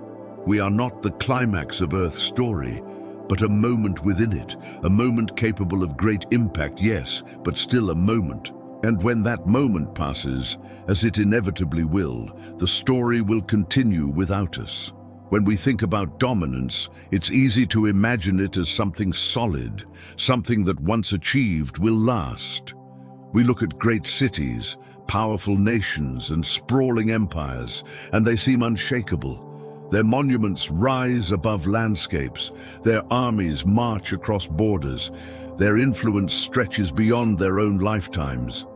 But history has a way of showing us that dominance is fragile.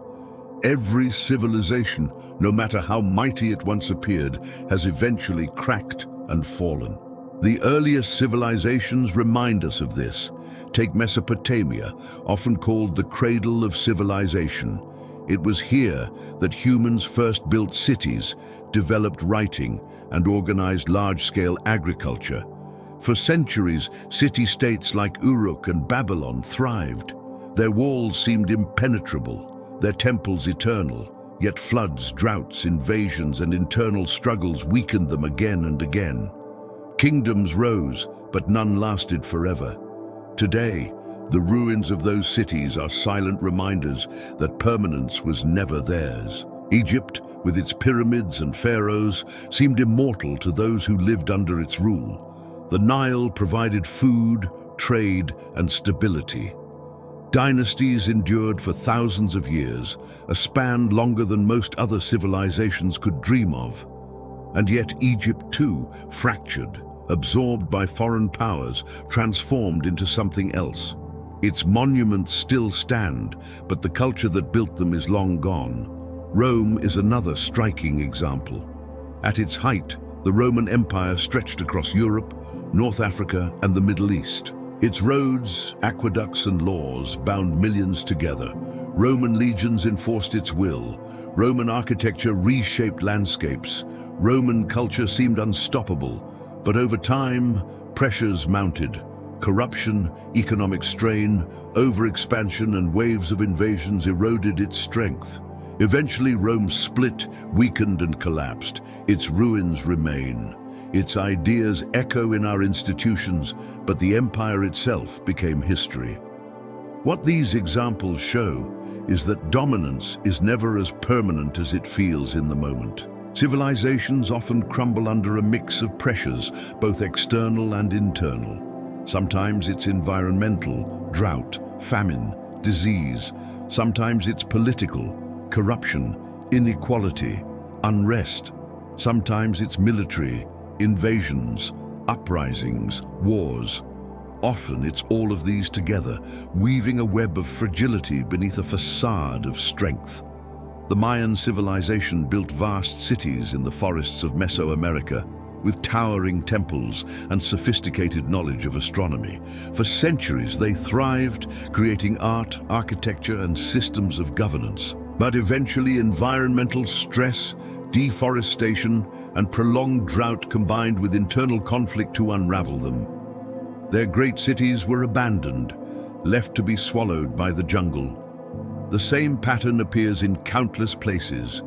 The Indus Valley civilization, advanced for its time, disappeared for reasons still debated, likely a mix of climate shifts and changing rivers.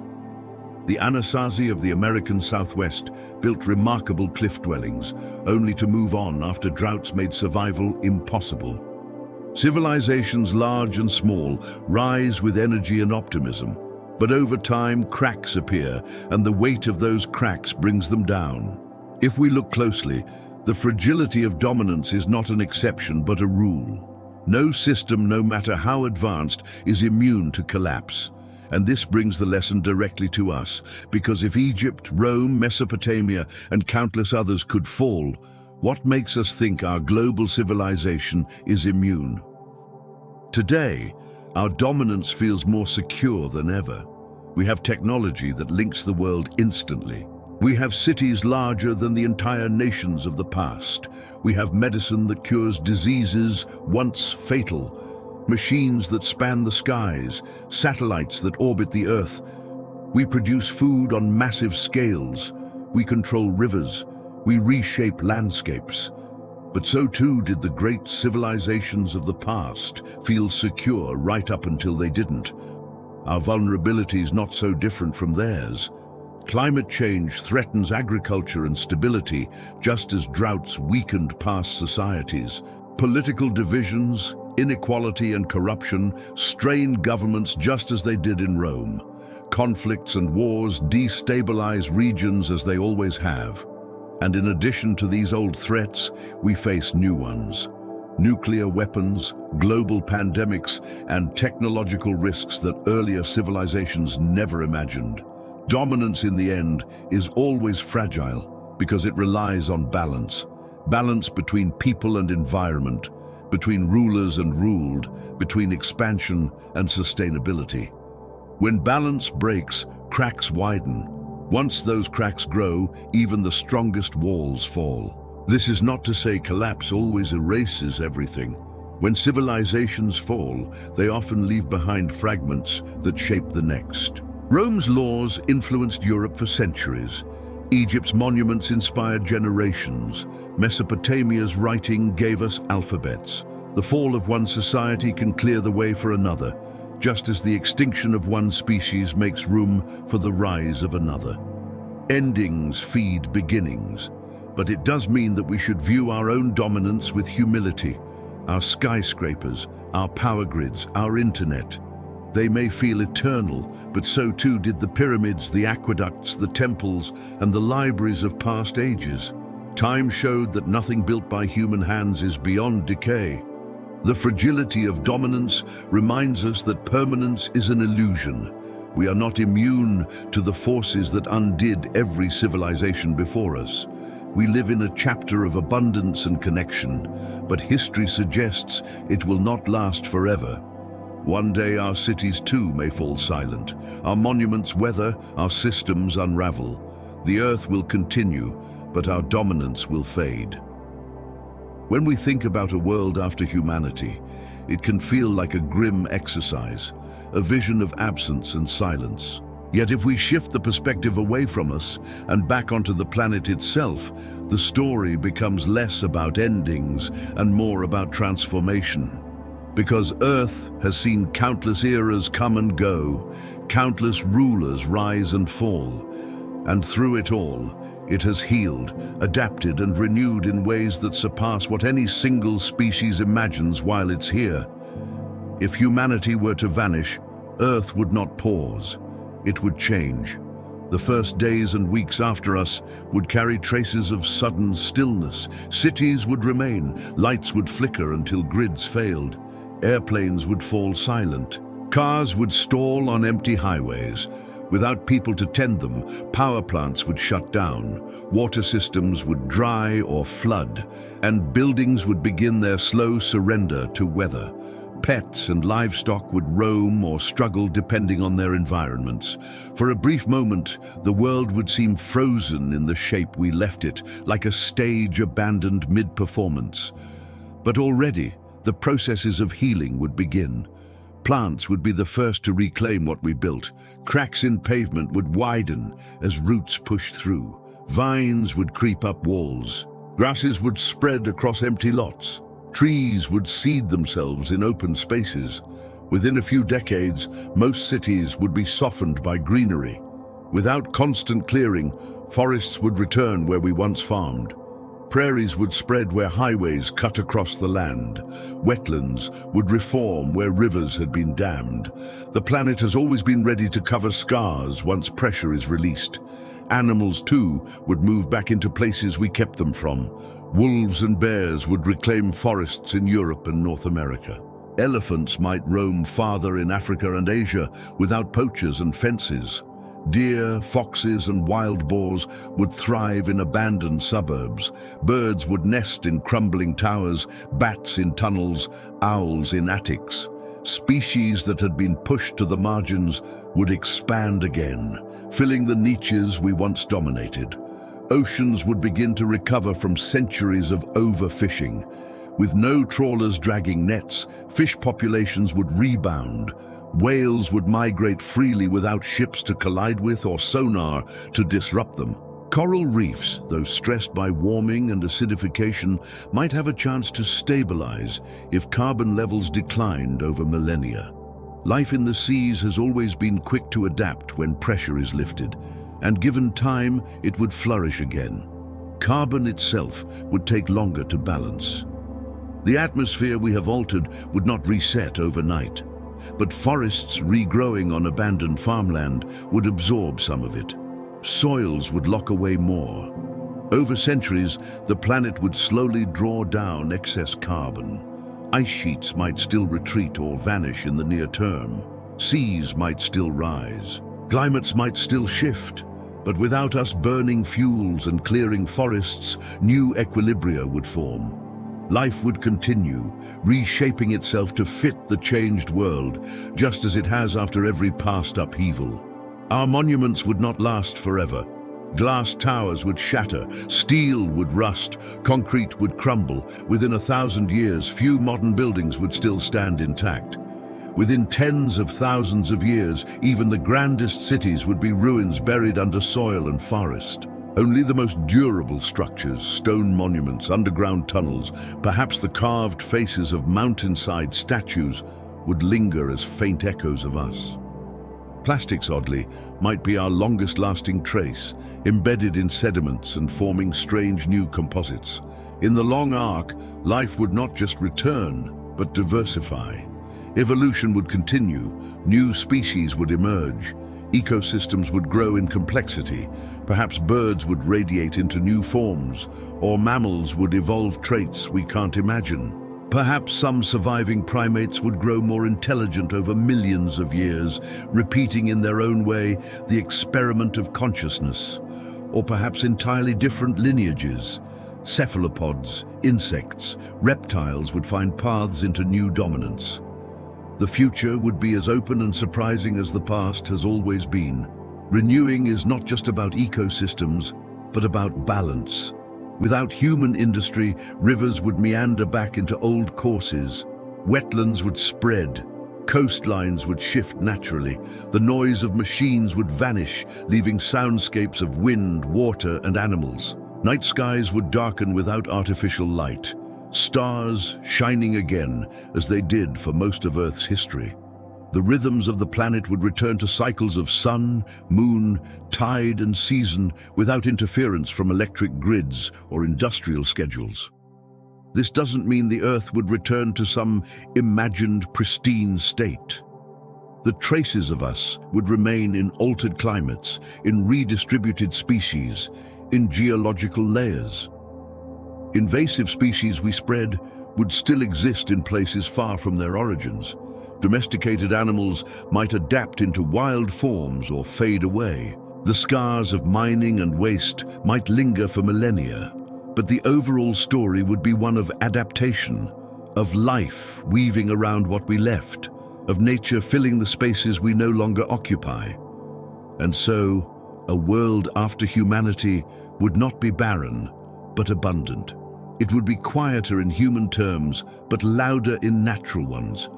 Forests would whisper, oceans would teem, animals would roam. It would be a world healing itself, not out of intention, but out of persistence, because Earth has never needed us to thrive.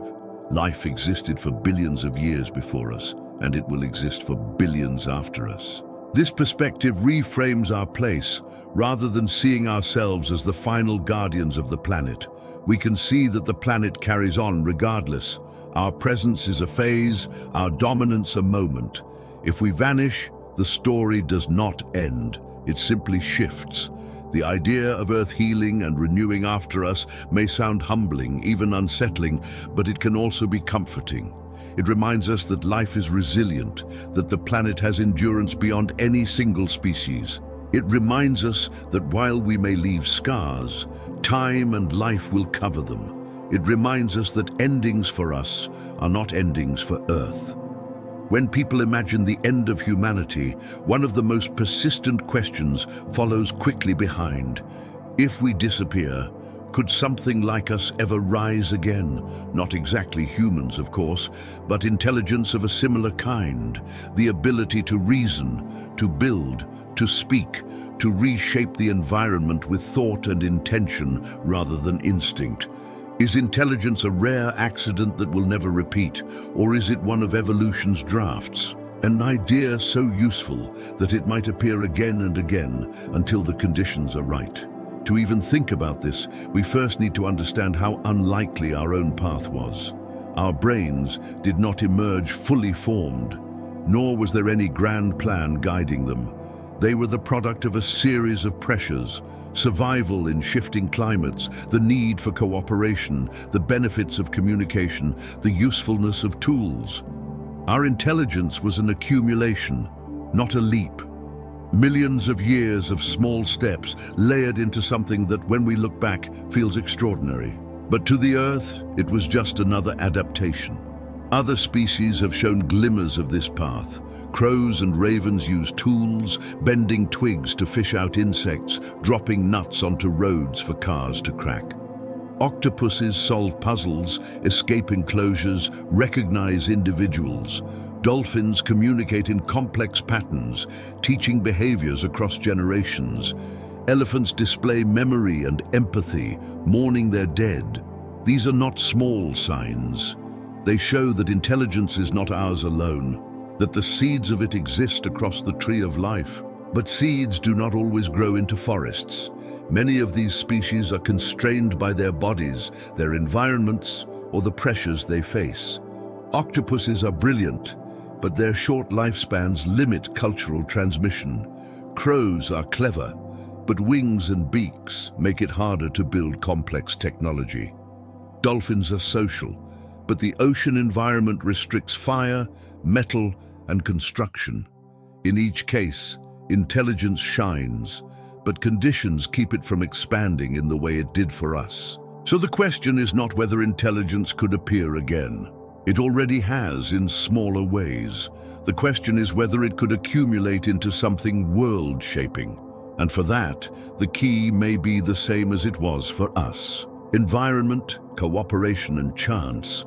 If humans were gone, the niches we once filled would be open. Species that thrive in social groups, that can manipulate their environments, that have long lifespans and capacity for learning, would have opportunities. Primates might once again evolve toward higher intelligence. Given millions of years, a new lineage of apes could develop larger brains, more complex communication, and eventually even culture. But perhaps it wouldn't be primates. Maybe corvids, already showing remarkable problem-solving, could evolve further if freed from the pressures that keep their populations in check. Maybe cephalopods, if oceans remain stable for long enough, could find paths toward longer lives and greater social learning. And then there is the possibility of something we can't imagine. The history of life is filled with surprises. Who would have predicted hundreds of millions of years ago that fish would crawl onto land and become mammals? Who would have predicted that tiny, shrew-like creatures hiding from dinosaurs would someday build rockets? Predicting the next step is almost impossible, but the potential is there. Some argue that intelligence was inevitable, that the pressures of survival eventually push species toward it. After all, brains give flexibility, the ability to adapt to new environments, to outthink predators, to exploit opportunities. But others argue the opposite, that intelligence as we know it is a fluke. A rare and fragile convergence. After all, life thrived for billions of years without it. Trilobites ruled the seas without language. Dinosaurs dominated for over 100 million years without building cities. If intelligence were inevitable, why didn't it appear more often? The truth may be somewhere in between. Intelligence in the broad sense. Problem-solving, communication, memory seems common. But intelligence on the scale of humans capable of reshaping an entire planet may be rare. It required not just brains, but bodies capable of using tools, environments that rewarded cooperation, and long enough lifespans to pass knowledge on. The right combination is not guaranteed, but it is also not impossible. If intelligence were to return in some form, it would likely look very different from ours. Another species might not use fire or metal, but some other resource we overlook. Their communication might not be spoken language, but patterns of color, gesture, or sound we cannot imagine. Their societies might not build skyscrapers, but something entirely new. Intelligence does not have to follow our blueprint. It can take many forms shaped by the bodies and environments that produce it. This raises another thought. If intelligence emerges again, would it repeat our mistakes? Would it burn through resources, alter climates, dominate ecosystems? Or would it find different paths guided by different pressures, perhaps more balanced or perhaps equally destructive? Intelligence gives power, and power always reshapes the world. But how that reshaping plays out depends on choices, and those choices would not be ours. Looking at our own history, we can see that intelligence is both a gift and a burden. It gave us art, science, exploration, and connection. It also gave us war, exploitation, and environmental collapse. If evolution writes a second draft, it may emphasize different traits. Maybe empathy and cooperation would be more central, maybe efficiency rather than expansion, or maybe the same cycle of rise and fall would play out, because intelligence is always walking a line between creation and destruction. The possibility of intelligence returning also humbles the idea that we are unique. Yes, we are the only species to have done what we've done, but uniqueness is temporary. Once ammonites were unique, once trilobites were unique, once dinosaurs were unique. Our uniqueness may be nothing more than another draft in a long series, And drafts by definition can be rewritten. So could intelligence return? The honest answer is yes, given enough time, but not in the way we imagine. Not another humanity, not another version of us. Something else, something shaped by its own pressures, its own histories, its own chance convergences. It might happen in 10 million years or 50 or never at all. The Earth is patient. It does not hurry. And that patience is what makes the question so fascinating. From the perspective of deep time, our story is brief, but time leaves room for countless experiments, countless second drafts. Intelligence may rise again, not because it must, but because evolution always explores possibilities. And sometimes in those explorations, the extraordinary happens. When we think about intelligence, we almost always picture it in our own shape. We imagine hands capable of holding tools, eyes facing forward, voices carrying language. We imagine thought as something that looks like ours because it's all we've ever known. But if humanity were to vanish and another form of intelligence were to rise, there is no reason to assume it would mirror us. Minds are not bound to a single blueprint. The way we think is only one version among countless possible versions. Consider the octopus again. Its nervous system is spread through its body with neurons not just in its head, but in its arms. When an octopus explores, it is not just a brain issuing commands, but arms acting with their own measure of autonomy. It is a distributed kind of intelligence, one where decision-making is shared across the body. If such a system evolved further, what would consciousness feel like in a being that does not centralize thought, but spreads it out? Would such a mind even have a sense of self as we know it? Or would it experience existence as a more fluid, collective awareness of its parts? Birds offer another clue. Corvids and parrots, with their small but efficient brains, demonstrate problem-solving tool use and memory. But their minds are tied to flight, to three-dimensional navigation, to social calls that span vast distances. If intelligence in birds expanded further, their thought might be grounded not in objects and tools, but in patterns of movement, sound, and air. Their language could be song-like, woven with rhythm and pitch beyond our comprehension. What we call music might be the very core of their thought, not a decoration of it. Then there are dolphins and whales. Their communication systems, though still only partially understood, suggest complexity. Clicks, whistles, and even body language create layers of meaning. Their societies are rich with alliances, teaching, and traditions, but living in water shapes their minds in ways that diverge from ours.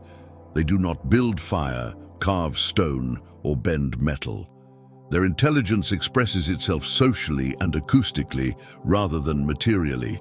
If given time to evolve further, they might construct entire worlds of thought out of sound and memory, architectures that exist in the mind rather than in the landscape. Thinking about these possibilities forces us to confront a limitation in ourselves. We often equate intelligence with technology, with visible signs of progress, tools, buildings, machines, but that is our bias. Intelligence is not always about what is built outside the body. It can be about what is built inside the mind. Whales may already carry sagas within their songs, oral histories longer than any written record passed down through generations. Their intelligence may be no less than ours, only different in expression. Future minds might follow this path. Perhaps they will not build cities or satellites. Perhaps they will build intricate systems of culture, memory, and communication invisible to us. Perhaps intelligence does not always leave skyscrapers. Perhaps it leaves traditions and social structures instead. There is also the possibility of collective minds.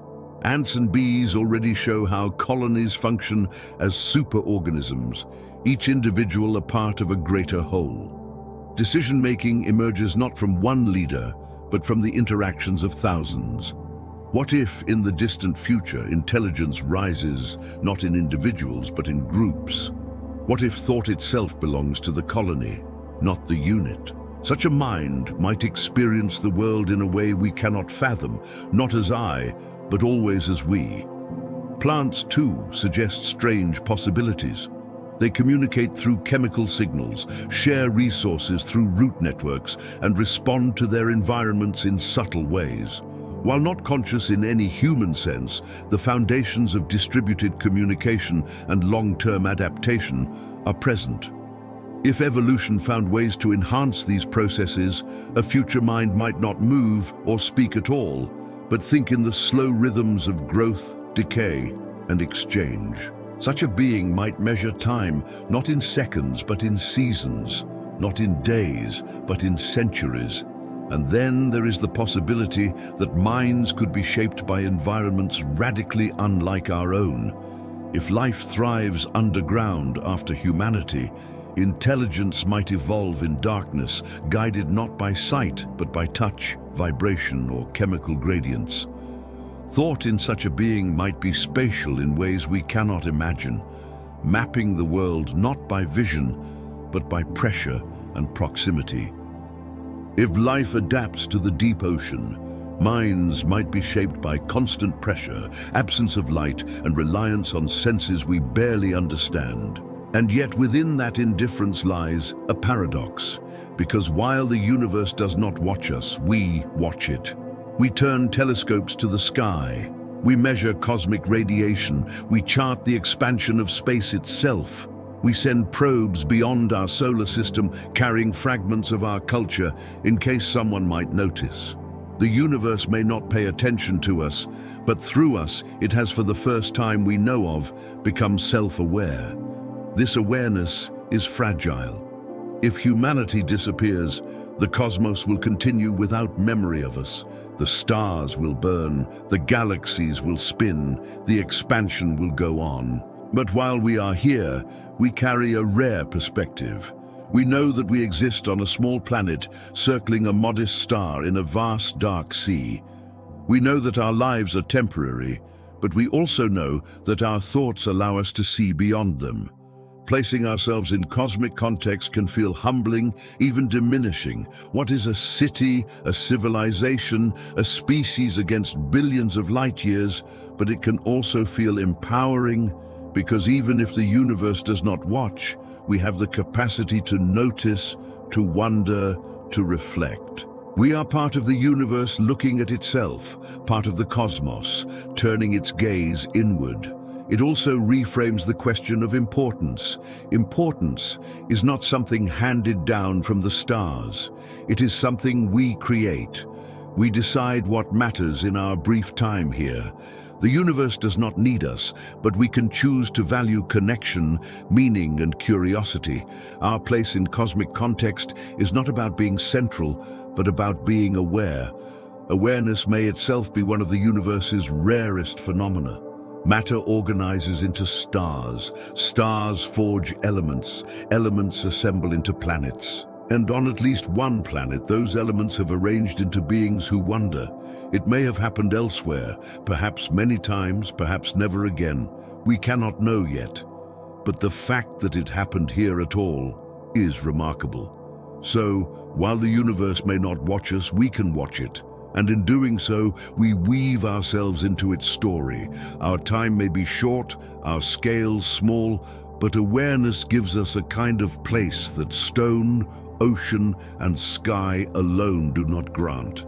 In cosmic terms, we are fleeting. In human terms, we are meaningful. Holding both truths at once is the challenge of seeing ourselves clearly. When we think about impermanence, it often feels like loss. We see ruins of past civilizations and think of decline. We watch forests cleared or species vanish and think of tragedy. We look at the short span of our own lives and feel the weight of endings. Permanence is something we long for, even though nothing in nature has ever been truly permanent. But if we step back, if we look at impermanence not as failure, but as part of the pattern, it begins to take on a different shape. Endings belong in stories, and impermanence gives stories their meaning. Look at a leaf. It grows from a bud in spring, spreads wide in summer, catches light, and finally turns color and falls. The falling is not failure. It is part of the cycle that makes the tree possible. Without impermanence, there would be no renewal, no room for the new. The same is true on larger scales. Species rise and vanish, making space for others. Continents drift and collide, creating mountains that will one day erode. Stars burn and die, scattering the elements that become planets and life. The universe itself moves toward transformations we cannot stop. Our discomfort comes from the way we measure time. For us, endings feel abrupt because our lifespans are short. But from the planet's perspective, or the universe's, endings are just transitions. The dinosaurs did not end life. Their extinction opened space for mammals to flourish. Ice ages did not end the planet. They reshaped its ecosystems. Endings are woven into beginnings so tightly that they are not truly separate. For human civilizations, impermanence has been the rule, not the exception. The walls of Troy fell. The libraries of Alexandria burned. The statues of Easter Island weathered under the sun. Yet each ending gave rise to new cultures, new knowledge, new stories. Rome's fall did not erase its influence. Egypt's decline did not erase its monuments. Even collapse leaves seeds that grow in unexpected ways. Impermanence does not mean erasure, it means transformation. At the personal scale, impermanence is what makes life vivid. Knowing that our time is limited gives urgency to choices, to relationships, to creativity. If we lived forever, would we treasure a sunrise, a song, a conversation? It is precisely because things end that they matter. Endings press us to notice, to value, to remember. This does not make endings easy. Grief is real. Loss is heavy. But grief itself is proof of meaning. We do not grieve what we do not value. And if impermanence brings grief, it also brings depth. It reminds us that even small moments are part of a larger story. In a way, impermanence offers comfort because it levels all things. No empire is eternal, no monument immune to erosion, no star everlasting. This truth, while humbling, is also freeing. We're not failing by being temporary. We're participating in the same pattern that governs everything. To wish for permanence is to wish against the very structure of reality. To accept impermanence is to align ourselves with it. When we recognize this, our relationship to endings changes. We stop seeing them as breaks and start seeing them as continuations. The end of a season is the start of another. The end of one species makes room for another's rise. The end of a life feeds soil that nourishes new growth. Nothing disappears into nothing. It only shifts form. This understanding can reshape how we think about humanity's future too. If our species is temporary, as every species has been, then our eventual ending is not catastrophe but continuity. It may feel catastrophic to us, but to the planet, it will simply be another turn of the page. Life will go on. New forms will appear. New experiments will unfold. Even if we fear our absence, the story will not stop. And in this sense, impermanence holds a kind of mercy. It means that mistakes are not forever. Damage heals, though it takes time. Wounds close, though scars remain. The planet itself has endured meteor strikes, mass extinctions, volcanic winters, and yet it continues. No ending has ever been final. Even the death of stars plants the seeds of new solar systems. Impermanence ensures that nothing is truly locked in place, that there is always room for renewal. Perhaps that is why we tell stories with beginnings, middles, and endings. Without impermanence, a story would be endless, unchanging, without tension or meaning. We need endings to give shape. We need them to frame the arc of what came before. The same is true for existence itself. Impermanence is not the enemy of meaning. It is its foundation. When we place ourselves back into the cosmic context, this truth becomes even clearer.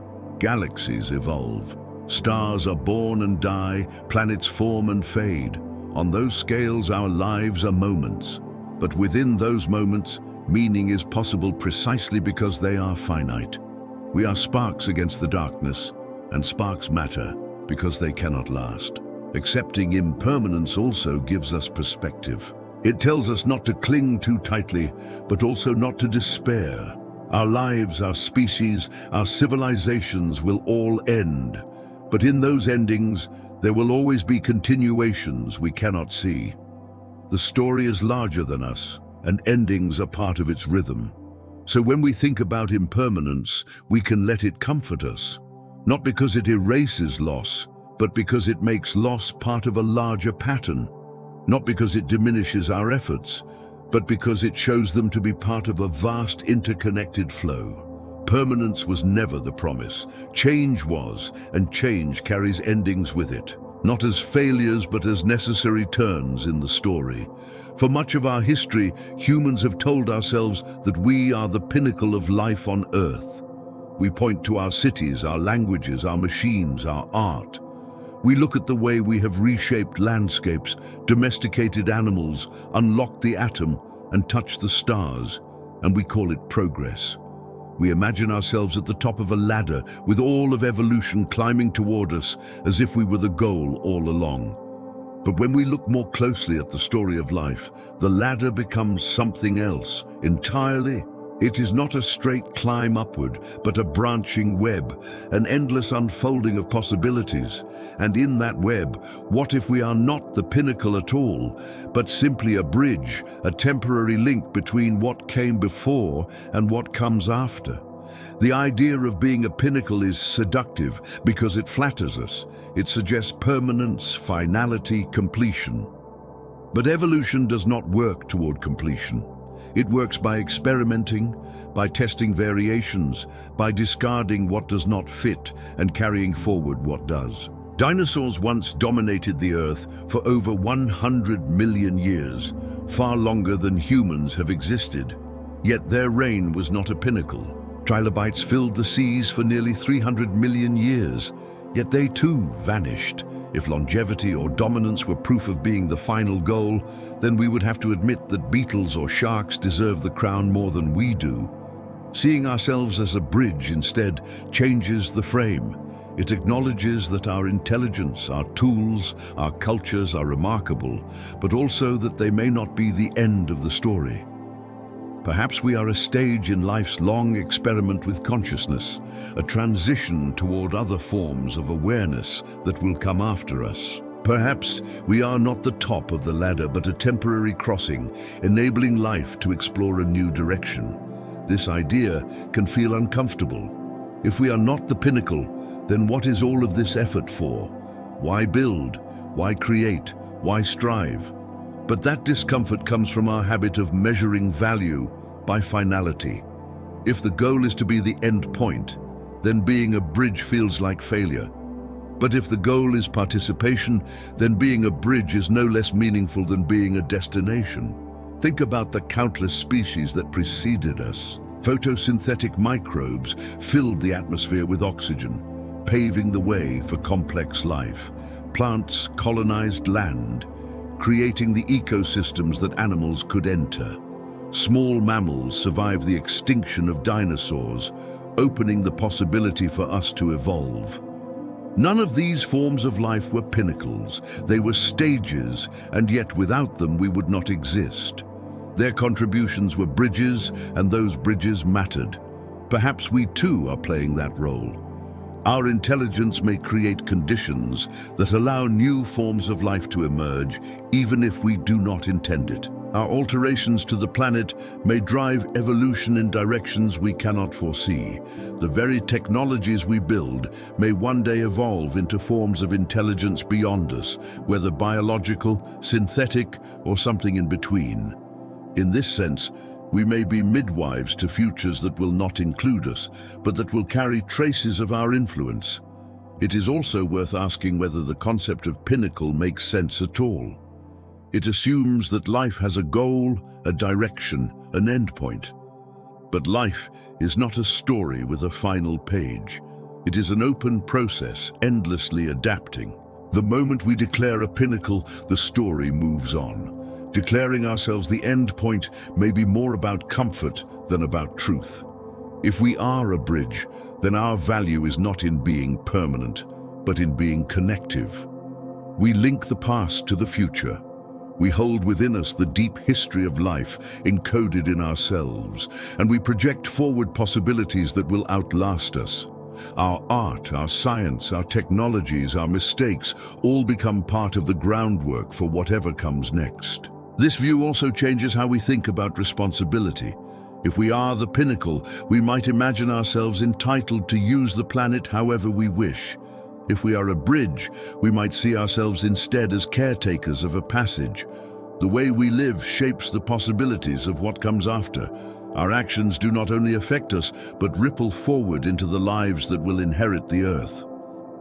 Bridges are not glamorous, but they are essential. They make crossings possible. They are temporary by design, but they connect places that would otherwise be isolated. To see ourselves in this way is to embrace humility, but also significance of another kind. We matter not because we are the final word, but because we are part of the sentence that continues. And when we think of ourselves as a bridge, impermanence becomes less threatening. Of course we will end. Of course our species will vanish as all species do. But in ending, we will have carried something across just as countless others carried across to us. Meaning does not come from being eternal. It comes from being part of the flow. So, are we a bridge, not a pinnacle? The evidence of history suggests that we are. Every dominant species before us thought, if it could think that its reign was secure, none were permanent.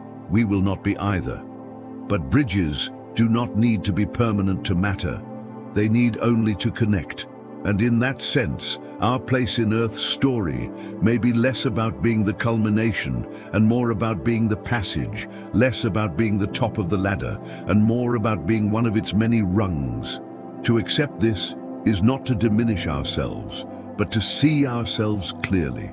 We are extraordinary, yes, but extraordinary does not mean final. Extraordinary can mean transitional. And that too is enough. Thank you for staying here with me through this long journey. If you've made it this far, you already know where the story has been leading. We began with the thought that maybe humans are not the pinnacle of life on this planet. Not the final chapter, but something temporary. A phase in a story that has been unfolding for billions of years. And now, as we bring this reflection together, I want to leave you not with answers, but with perspective. When you step back far enough, humanity looks both small and extraordinary at the same time. Small because our history is brief compared to the age of mountains and oceans, brief compared to the orbit of stars, brief compared to the deep time of the universe. Extraordinary because in that brief time, we became aware enough to notice all of it, to ask questions, to imagine, to tell stories about where we came from and where we might be going. That's what makes us unique. Not permanence, but awareness. We know we are temporary, even if we struggle against that truth. We know that species before us rose and fell, that civilizations have crumbled, that our own future is not guaranteed, and still here we are gathering around words, thinking together about what it means. That act itself is a kind of beauty. We often imagine that meaning comes from lasting forever. We look at monuments, books, songs, and hope they will outlive us. We build, we archive, we try to preserve, we try. But permanence was never promised, and permanence was never required for meaning. A sunset does not need to last forever to be beautiful. A friendship does not need to be eternal to matter. A life does not need to avoid its ending to have value. Impermanence and beauty are not opposites, they are partners. When we apply that same thought to humanity, the picture shifts. Yes, we will end as every species ends. But the fact that we existed at all, that we thought, that we created, that we left traces in stone and story is remarkable. We do not need to be forever to be significant. We need only to be. And maybe that is the real gift of seeing ourselves as a temporary chapter. It frees us from the pressure of being the pinnacle, from the illusion that everything was leading to us. Instead, it places us in the flow, part of the same stream as trilobites and ammonites, as dinosaurs and birds, as trees and fungi, as microbes and mountains, part of a story too vast for any one species to own. But that does not make our page in the story meaningless. Think of how many billions of years it took for the planet to produce creatures who could reflect at all. Think of how rare it may be for the universe to look at itself through eyes like ours. Maybe there are others, maybe there are none. But the fact that we are here now noticing is enough to make this chapter luminous. When the story moves on, as it must, there will be other forms of life, other experiments, other drafts. Maybe some will be intelligent in ways we cannot imagine. Maybe not. But our part will always have been written. We were here, we thought, we wondered. We left behind signs in stone and orbit and code. We shaped the earth for better and for worse. We were not the first and we will not be the last. But we were real, and that reality is its own beauty. The comfort in all of this is knowing that endings do not erase, they transform. Just as forests grow after fires, just as stars scatter elements after they collapse, just as rivers carve new paths when they overflow, endings are passages. Humanity will one day be a memory in the Earth's strata, a layer of carbon, plastic, and fossil. But memory is still presence, and presence is still meaning. So if you take anything from this reflection, let it be this. Being temporary does not mean being unimportant. Our chapter may be brief, but it is part of a timeless story. Beauty does not depend on permanence. Beauty depends on presence. And presence we have. And as you listen to this now, wherever you are participating in that presence.